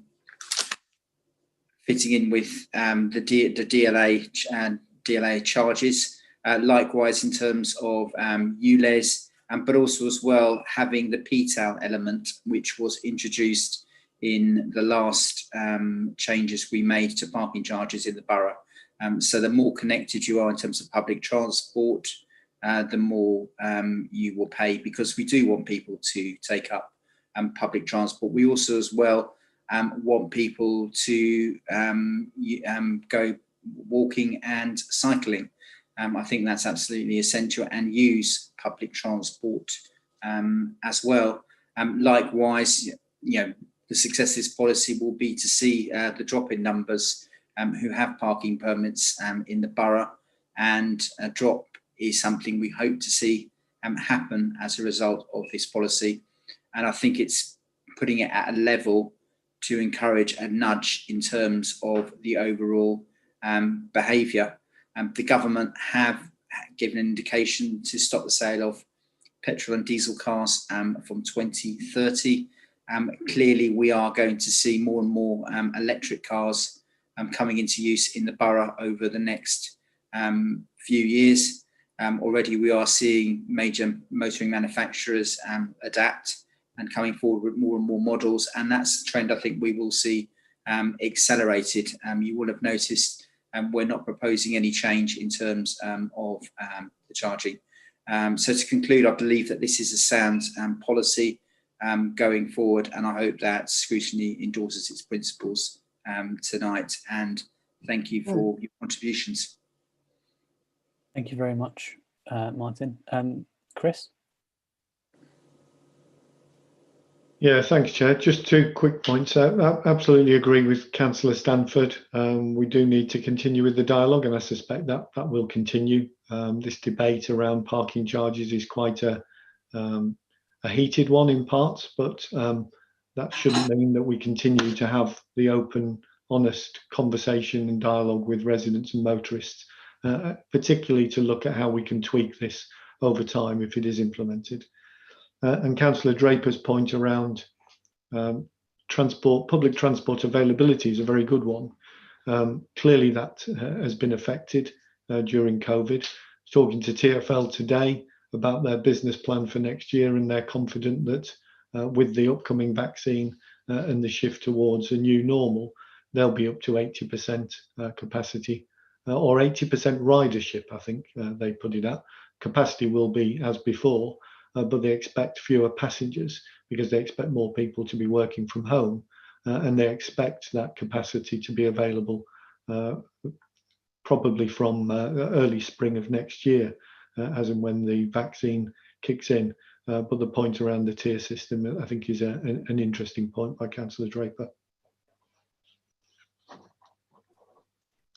Thank you very much, Chris, and thank you everyone for your work this evening. So can we turn to recommendations then?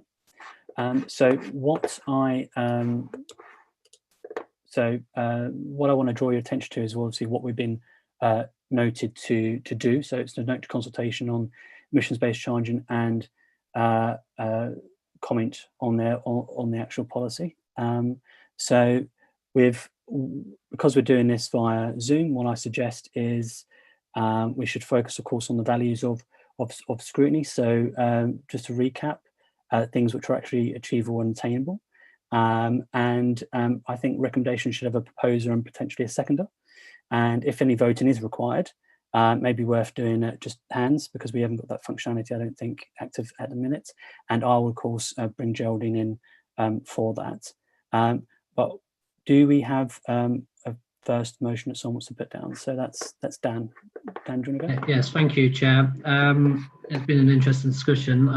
As mentioned, I think both myself and Anthony have several, so I'll go my first one, which is this panel calls upon the Cabinet to abandon its proposed emissions-based parking charges due to the fact it discriminates against a small subsection of the population, of whom the majority affected are in Rains Park and Wimbledon. Now I'm formally moving that, and I hope the scrutiny officer is recording me as moving that.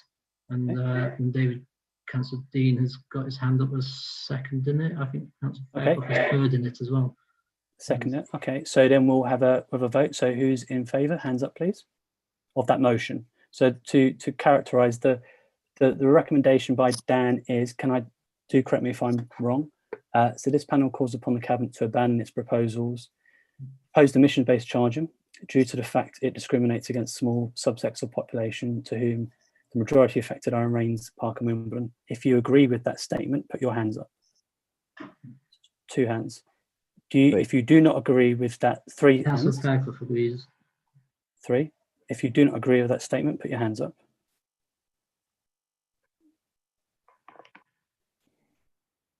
Lakshmi, are you voting? Yeah.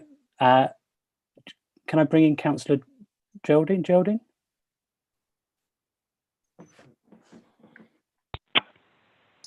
No, I don't agree with that proposal. No.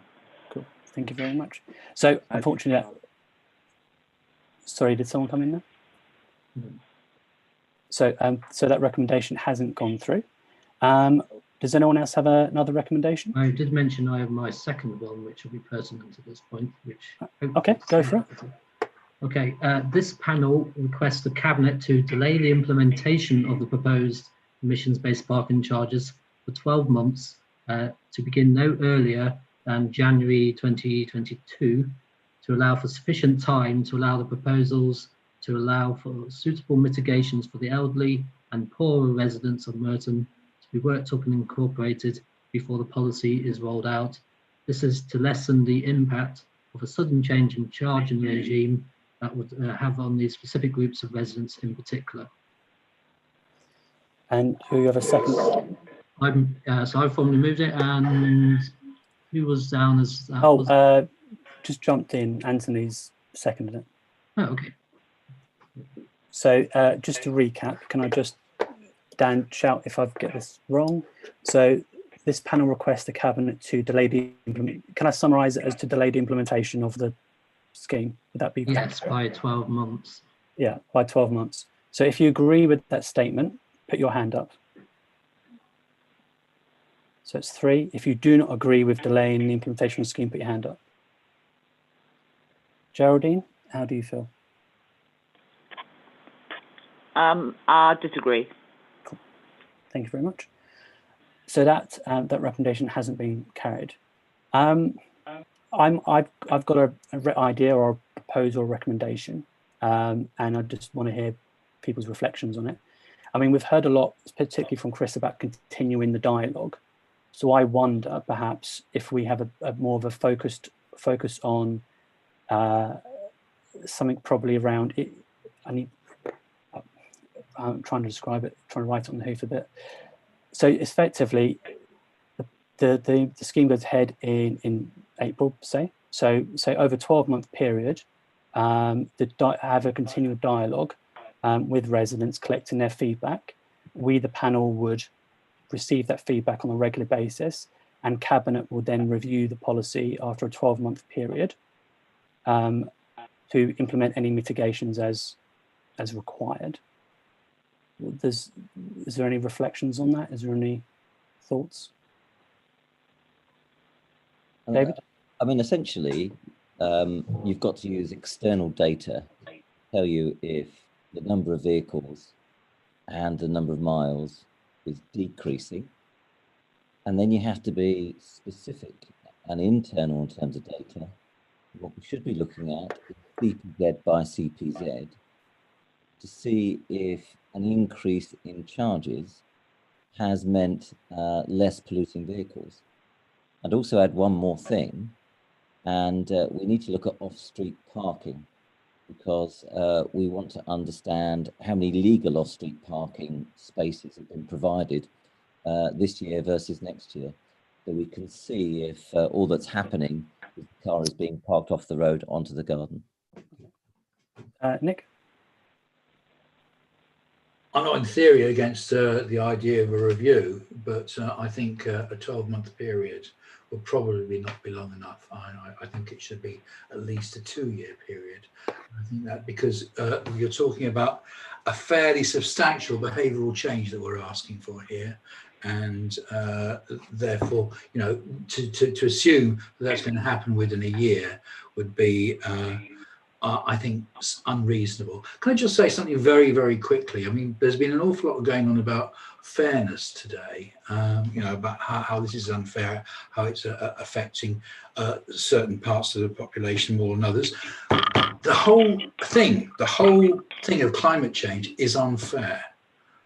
And climate change is by its nature going to affect the people who are hardest off the worst. It's the reality.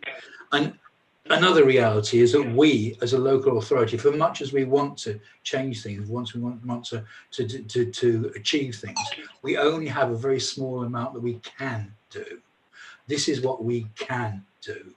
I feel that after 2 years' time, we may find that we're ending up strengthening this policy rather than weakening it. But in the meantime, I think it should be a 2-year.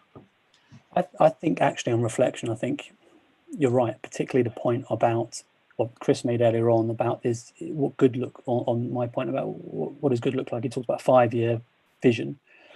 So can I repose that to the panel and get a seconder potentially? So some lines of the panel recommends on implementation collecting user feedback, requesting feedback to be made visible to the panel for a period of say 24 months. And that after that period, the Cabinet utilises that feedback to make further improvements to the scheme. Who wants to second that? I will. I'll second that. Oh, Nick, brilliant. So I'll call a vote for my own recommendation. So if you, and I'll summarise it unless colleagues want to go into deeper detail.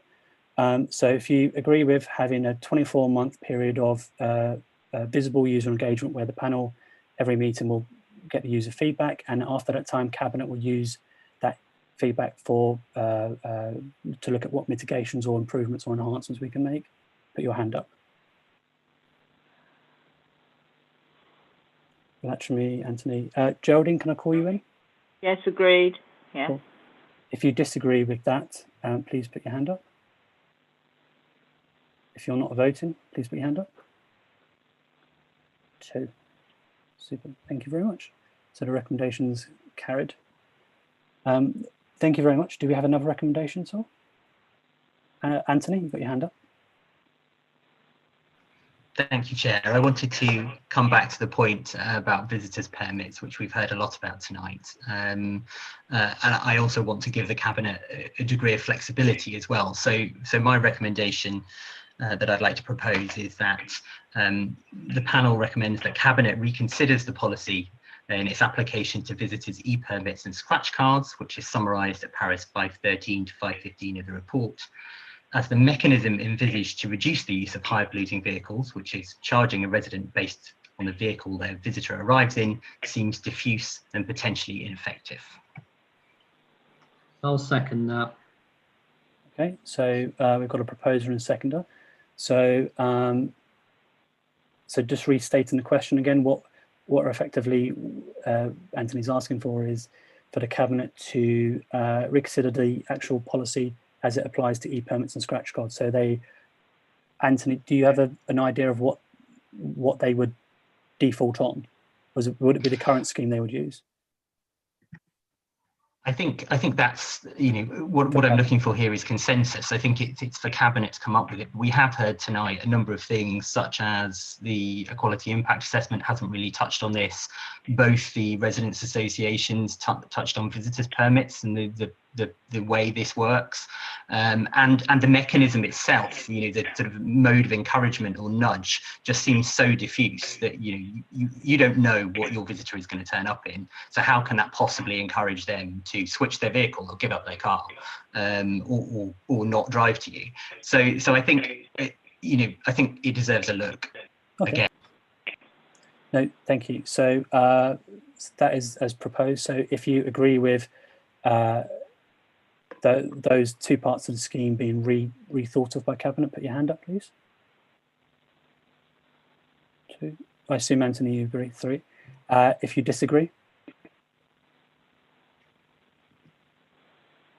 Geraldine, how are you voting? Disagree. Thank you very much. Does anyone have another amendment? Recommendation, sorry. Yes, you've got my long one that I sent through earlier. How best do you want to read this one out, given it's best part of a page? Should I just read it? I think it'd be quite. What I think would be helpful is actually maybe to separate it out into 2. So I think you talk about for panel's interest. I think Dan's talking about 2 things here: communications and then carrots.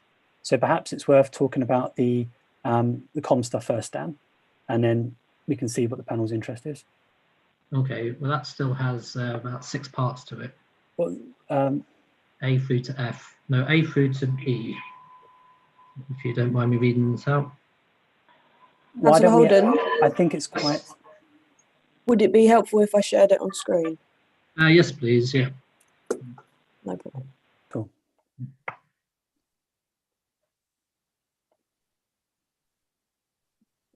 Bear with me.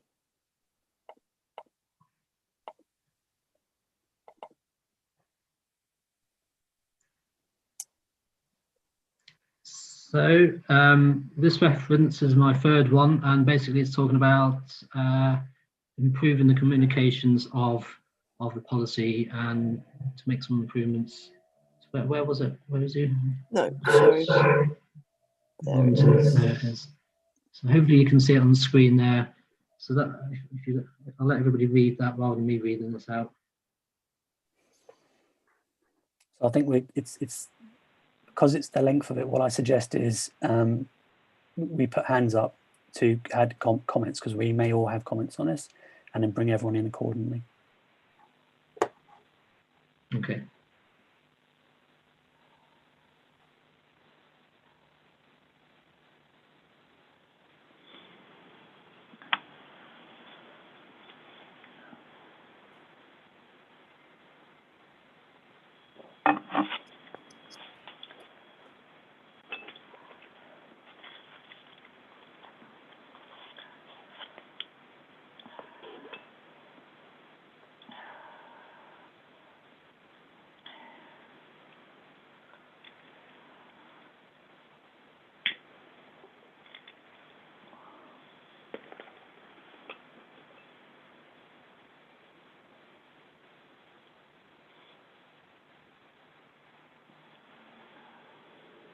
So we've got a question from Nick.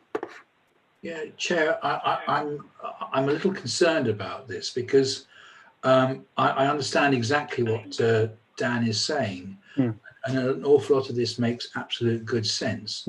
Because it makes absolute good sense, I can't see why the Cabinet wouldn't do it anyway. Now, the thing that I'm concerned about is if the Cabinet are going to do it anyway, us suggesting to the Cabinet that they do it suggests that the Cabinet are only going to do it because scrutiny has asked it to do so, and given the, I hate to say it, slightly political nature of things, it might be somebody would go around suggesting that it was us what did it. It's us who persuaded the Cabinet. I think the Cabinet should do it. I don't think we should mandate them to do so. Or no, we don't mandate anyway. We should recommend them to do so. This is meant to be a very neutral one. I've tried to be as straight down the line as possible and come up with a genuine thing to help. And I was hoping it would be taken in the spirit as it's provided. No, I think let's. I think we've had a great meeting tonight. Let's play this. But I think you both have very valid points here. But I think it is obviously lengthy as well. So for me, I like a bit more brevity, and also it'd be interesting if possible if we can bring Ben in. On Nick's point about what is already in or intended to be in the plan, if it's possible. If it's not possible, I completely understand. So we avoid that very point. Would that be all right? Yeah. We have a range of options. Currently, we have 96, 97% of everyone's emails. So being able to communicate directly with the individual customers can be done. We would, consider such things as My Merton, certainly through that as well. And so, yeah, we would absolutely put a plan together. We know our customers. We can reach them quite easily, and we could communicate to them. It won't be a problem, and we will think it out and we'll plan it to make sure that they have as much advance warning and reminders as we get nearer their their expiry dates of their permits, so they get another reminder as well. So there's lots of options. The use of the web page as well, of course. People visit regularly to see what's happening with their permits, and we can communicate through there. So there's a range of options, and we'll work with Matt Barrows and his comms team as well.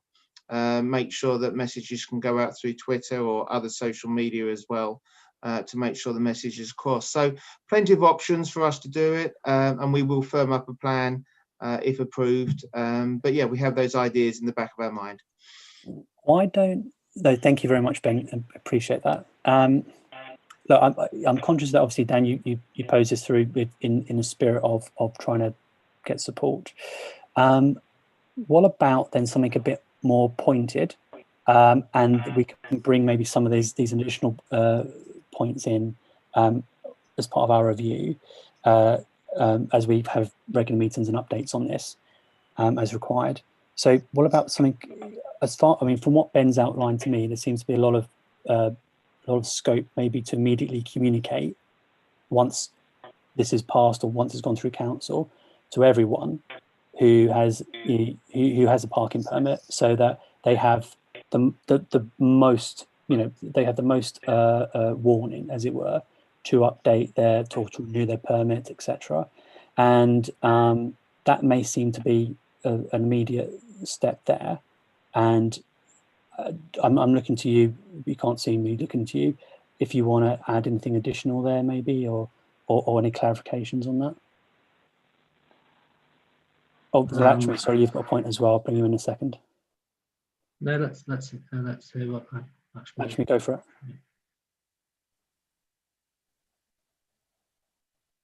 Oh, sorry, can't hear you, Lakshmi. That's it. Yeah, go for it. The whole purpose of this meeting tonight is about the impact of air quality, or to improve air quality in the borough. So shouldn't our recommendation to Cabinet be about measuring our action, measuring the impact of air quality by this, how this action will improve air quality in the borough, and that should be the measure that we're going for, rather than going on about permit parking and things like that.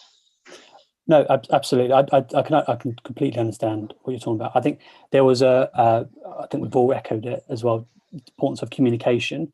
And if we want behaviour change, then how do we actually communicate with residents at the earliest opportunity so that they can share and start that change? I think Nick, you put your hand up as well. I was just going to basically agree with Lakshmi, saying, Lakshmi, are you suggesting that that reports on air quality come back to this committee as well, alongside any other? Yeah, okay, that's really important. I'd second that if you're putting that forward as a recommendation. But have we stopped talking about Dan's recommendation then? Are we still talking about one? Well, okay, I think it's getting confusing. So let's hold Dan's one for a second. So Lakshmi, it appears you've proposed a recommendation. Can you clarify that for us, please? Oh, you want me to put it into words? Yeah. We call on Cabinet to review the impact of the emissions-based charging on air quality in the borough. I don't know if you want to take it over 2 years, or I'd leave it open to panel to decide what or the officers to recommend what would work best for them. I think in our first recommendation, that's what we in fact did, using user feedback, and that would of course have the data in there. Do you want? Is there anything more you want to add to that one, or are you happy with keeping that as it is? Okay. Yeah, that's fine. Okay. All right. So that's fine. So are we saying then we don't want to put anything on communication? It would be useful if we did. Okay. Okay. So Dan, you can propose it, but I think you've heard what the panel has said, I'm afraid. Is there any, I know you had another recommendation about carrots, which, oh, and I know Anthony wants to come in as well, so I'll bring him in. Do you want to come in now, Anthony, on this point, or is it something else? Yeah, go over it. I've still got two recommendations, Chair. Cool. Now I'll bring you in right after Dan. Sorry, Dan. Your final recommendation. Okay, so we're not bothering with the comms type one then, I assume. Okay, well, if Rosie shares the screen for the final one that I have, which is my original section F, which is all about incentives. It's quite a few, there's a few bullet points there. Could Rosie share screen, please? And scroll down to section F. Okay, so yeah, here we go. So suggested incentives and things to help steer cabinet and officers. So just to clarify, is this, I mean, clearly a lot of these seem to be a mix of different things. Are you asking, you're asking for cabinet then to review these in how they could be implemented, or are you asking for them to be implemented? These are some suggestions based on the report and the comments from officers saying they would like some feedback on potential ideas as incentives. This is my attempt at coming up with some for consideration. I've said by, for example, I'm not said to do. So this is a selection that may be taken on board or it may not. These are started for 10 that I dreamt up. Okay, I mean, one or two of these seems, you know, reasonable. Is there any, I mean, Mike, did you have a point there? Sorry, I mean, Mr. Hand, or does anyone have a comment? As you say, some of these points seem sensible, but I can't imagine that we should be going into enticing residents to give up their parking permit by offering to pay for a bicycle for them. That one leaps out at me as being something that's, you know, that's not what we should be doing. And encouraging changes in behaviour, and I speak also as a former car owner. I owned a car for the best part of 40 years before giving it up 5 years ago. So, and I choose to have a bike or not. I wouldn't expect the council to buy me a bike as an incentive for giving up my car. This idea partly came from reading the reports where officers have hinted as such. This is not me straying into strange territory. This is picking up from reasonable cues and trying to offer some flesh to it. Yeah, I can see you're trying to do that. Are there any other comments on? Yeah, I have a comment, Chair. I mean, this is, first of all, you know, I have absolutely no idea of what element of cost there'd be to all of this. Some of it looks fairly cheap. Some of it looks quite expensive, quite honestly. You know, we've got 18,000 permits at the moment, and you know, £500 times 18,000. Well, you do the maths. You know, I'm very concerned that we've got a very long list of relatively complicated things in front of us here. I don't think they're necessarily bad things. I mean, some of these things I'd love to do, and I'm sure the cabinet members would love to do them straight away, just like that. But they've got to be costed. They've got to be looked through properly. And I don't think it's fair, first of all, to at the end of a very long meeting to bring these out as a block. And second of all, I don't think it's fair to make demands from this committee which are uncosted. Sorry. I think we just need to be very efficient now and just move on. I think on these, I think there's too many to think about. Okay, well, I mean, on the point of pulling it all together, I take part of the blame with because of that, but I completely understand, especially after a long meeting. Do we then want to ask these to be costed, or? No, the chair, I would just go with what Laxmi said. Okay. Okay. All right. No worries. All right. Sorry, go for it. I was going to go to you. I was going to say, oh, thank you. Sorry, Chair. I think what my second recommendation here, I might come back to some of Dan's points in a slightly different way that might be more helpful. But the first one I wanted to make, I've already spoken about tonight, and I take Chris Lee's comments about complexity and administrative costs on board, but I would also point out that this is, at least in its first 2 years, expected to raise an additional £1 million, and we're also told how easily Ringo can deal with uploading documents and handling evidence and applications, which indeed they do, and also that they're part of our future briefing. So I don't think some of this is impossible in doing what I'd like to do, which is to suggest that this panel recommend that Cabinet consider a low mileage rebate or low use discount on the basis that it's the driving of vehicles that reduces air quality and increases carbon emissions. And this would encourage less driving and would particularly mitigate the impact of higher parking costs for those on lower or fixed incomes who can't necessarily afford to switch to a newer or more environmentally friendly vehicle. Yeah, I second that. Oh, okay. So because it's second, we can't talk about it. So We can. I don't think they're not in the rules I've seen until it's passed. But I may be mistaken. I think we've done both, Chair. I think sometimes we've had a discussion after a proposer and seconder. Sometimes if there was no seconder, it would simply fall. Yeah. No. Okay. So well, we've used the precedent so far. When we get a seconder, we do a vote. So why don't we do that then? So if you're in favour of the Cabinet considering utilising a low mileage discount or usage discount rebate, in favour, put your hand up. If you're against.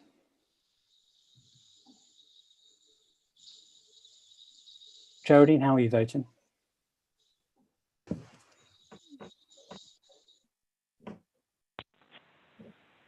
Hello. Yes. Well, I'm not. I'm because I couldn't see the proposals for a start, obviously. But I've lost the plot of it rather in what you're actually voting for now. So I'm abstaining. Okay. Thank you. No worries. And David? Abstain. Okay. All right. Well, that recommendation is not carried, and I think you've got a final recommendation, Anthony. Thank you. Thank you, Chair. Yeah, this is to kind of bring a bit more clarity to the revenue and incentives. So what this is seeking to do is to make sure it's clear how much additional money is raised by these proposals, so that it can be used for the sort of incentive measures that we talked about. In the report at the moment, it talks about a proportion of money, and that doesn't seem terribly clear. So my recommendation is, and apologies, it's a bit wordy, but the recommendation is that the panel notes para 8.5 of the report, but instead that Cabinet keep under review the assumptions made on the estimates of parking revenue raised, and that any increase in parking revenue be reported separately so that it can be more accurately be understood what additional surplus is linked to these emissions-based charging, with the aim that these monies be reinvested directly into the following measures, which are for the purposes of environmental improvement as permitted under the 1984 Act, and as described at para 7.3 to 7.11 of the report, as well as others to financially incentivise residents to give up permits and to support complementary sustainable transport schemes. The reason I'm proposing this is to make it clearer what additional money there is, and to make sure it goes on a wider group of things. The report at the moment simply talks about incentivising residents to give up permits, whereas actually under the Act we can have environmental improvement more generally. So it's a wider, so we can see what the money is, and so that we can use it more widely on environmental improvement, including air quality. There's been a lack of clarity over this over the years, so this is a particularly welcome suggestion. Does that mean in due course you might be willing to second? I will, but I hope somebody else might comment before we do. But yes, I do intend to second. All right, I'll take it as not a second yet. Then, is there any comments? I think generally it's always, it's positive about wanting to be transparent about public money and finances. But I think it's I think it's how do you? It sounds as if you're asking for every, because it's quite a lengthy one as well. It's about if you have if you're trying to identify the surplus and then you want to basically comprehensively make sure it's spent on improvements. Is that correct to summarise your? The wording actually comes from Caroline Holland's suggestion of how we might word it to get clarity on the surplus from the previous increases. So it's not my wording; it's actually the wording from Caroline Holland on how you would ensure that Cabinet had sight of the actual surplus raised. So that's the intention there, is to that be reported so we can see what that amount of money is, and then indicating, as this report does, indicating that surplus should be spent on environmental measures. Again, I think what I'm trying to do here is go wider than the report. The report simply talks about financial incentives for residents to give up permits and to support complementary sustainable transport schemes, which are great, that's fine. But under the Act, you can actually use it generally for the purposes of environmental improvement. That's the wording of the 1984 Act. So I just think it's worth bringing that in. I think the whole council would agree that we should use some of these money on environmental improvements and air quality improvements, which do include, definitely including incentivizing people to give up permits, but not exclusively. A very simple one, which I know our Conservative colleagues are keen on, is more trees, for example. More trees. Okay, Nick.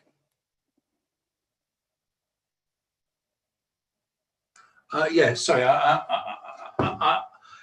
The idea of using any surplus within the roads for environmental reasons, fine. But see, as soon as you start straying into trees and things like that, I mean, Chris might have something to say about this. There is a legal thing about whether it is actually appropriate to spend this money like that. Well, there'll be plenty of things to spend this money on within the transport network without kind of straying into other areas. And I think it'd be a little bit worrying if we started trying to tie the hands of the Cabinet in that respect. I mean, we do publish what we make on these things every year, don't we? As far as I understand it. And I'm not exactly sure what Councillor Fairclough or Anthony is trying to get at. I just don't want us to stray into effectively what could be breaking the law. Thank you. Well, I wouldn't expect that from a Liberal councillor. So no, I think you're one, Councillor Draper. I think it's a perfectly fair and valid point raised by Councillor Fairclough. Why don't we bring, because there are two bits there, why don't we bring Chris in on what is and what isn't published first? Can I clarify just very quickly that I'm not proposing anything that goes beyond the law. I'm very specifically only suggesting what we're legally allowed to do the money with. I was being a bit flippant about the trees. I don't know whether the trees would be legal, but certainly for the purposes of environmental improvement is the actual wording of the legislation. And actually this is wider than is currently in the report. So I'm seeking to identify what the money is and to use it for environmental purposes and the council's purposes more generally in this area. Cool. Chris.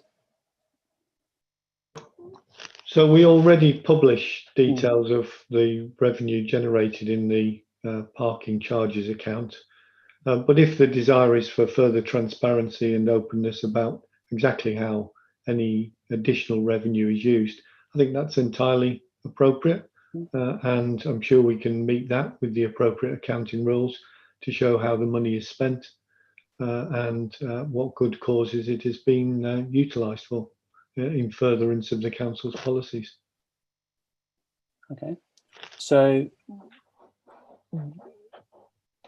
that's fine. So we've heard then, Chris, can I just get some clarification on that latter point about the Act itself and the breadth of what? Yeah, certainly. So I draw your attention to, I just had it open here, page 43 of the report, which sets out how any revenue generated can be used. Points A to, I don't know why there isn't a C there, but there you go. A, B, and D, and then 1 to 5. It's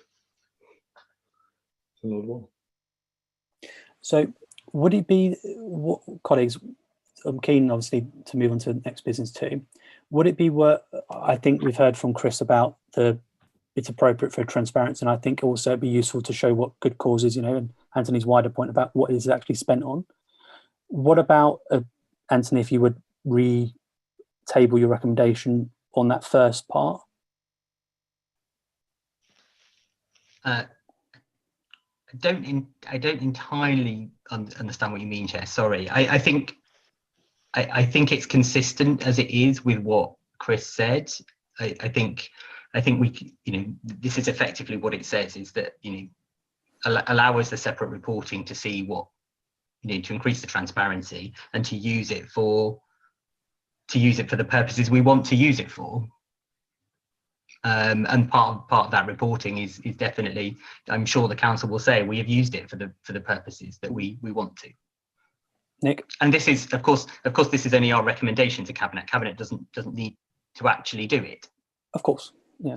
Chair, I think I hope what Anthony's trying to get at is what we want to do is, as Chris Lee has said, expand ever so slightly what we tell to the public to show them what we've done with the money that we've raised. And that's all we need to ask, I think. I think anything beyond that, and it starts becoming recommendations in which way the money is actually used. So a very simple thing there. Is that all right, folks? Have I got a seconder for that? No, I see Lakshmi nodding. Can we take mine before we move on to Nick's? Because I do think Nick's is slightly different. But let's, you're right. Let's do one motion at a time. Nice second, Councillor Fairclough's. Cool. So it's second. Let's go to the formal vote now. So if we're in favour of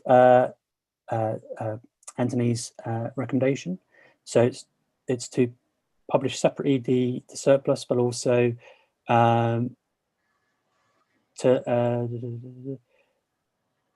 then with the aims of monies being reinvested into purposes of environmental improvement and other several clauses as well. Raise your hand. And thank you, so it's 3. If you're against.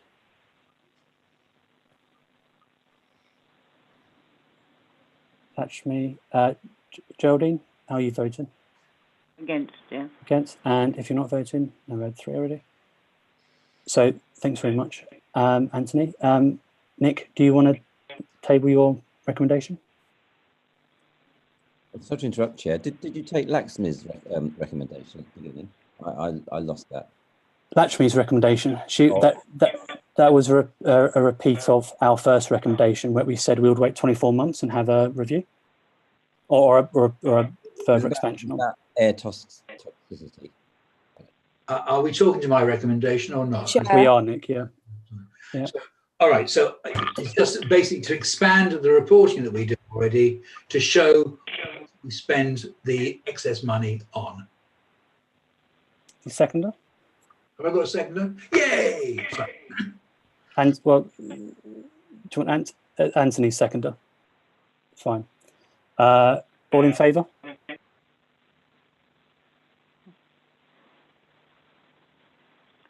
Any Geraldine, are you in favour? Yes, agreed, yeah. Cool. Any against? No. Excellent. Thank you very much. So unless there's any more recommendations, I'll call that bit of business to a close. Sorry, Chair, before you finish, just as a point of clarification, I echo Councillor Dean with Lakshmi's, it was Lakshmi's call on Cabinet to review the impact of the emissions-based charging on air quality in the borough. Was that an amendment to your original recommendation or a separate recommendation? That's a good question. I believe that may be in the separate one. Apologies, I didn't hear the differentiation. Lakshmi, do you want to clarify? Is that a separate recommendation or? There's a separate recommendation to that. Okay. It's the timing, the length of time. So, oh, the time's linked. Fine. Oh, you both agreed on the 2 years, wasn't it? Yeah, it was agreed. Yeah. If she hasn't got a seconder, I'll second that. Please, if it hasn't, because we need to take a vote on it as it's separate.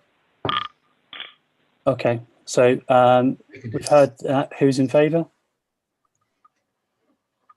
Hey. All in? Against? Consensus. Look at that. Thank you very much. Not voting? No. Good. Excellent. Okay, Thank you very much, everyone. It's been a long session. We've got a final little bit of business to complete. So if we can move on to performance monitoring. Chris, would you like to draw our attention to any particular performance metrics? Yeah, I didn't review this in advance of the meeting, so there's no particular performance indicators I wanted to draw your attention to.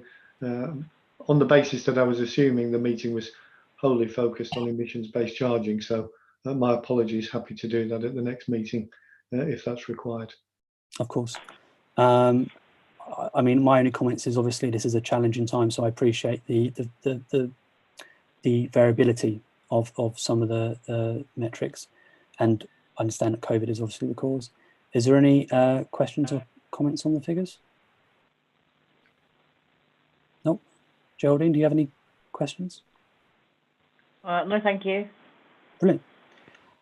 Okay, well then I will. Work programme. Do you have any comments on the work programme? Pages 171 in the report.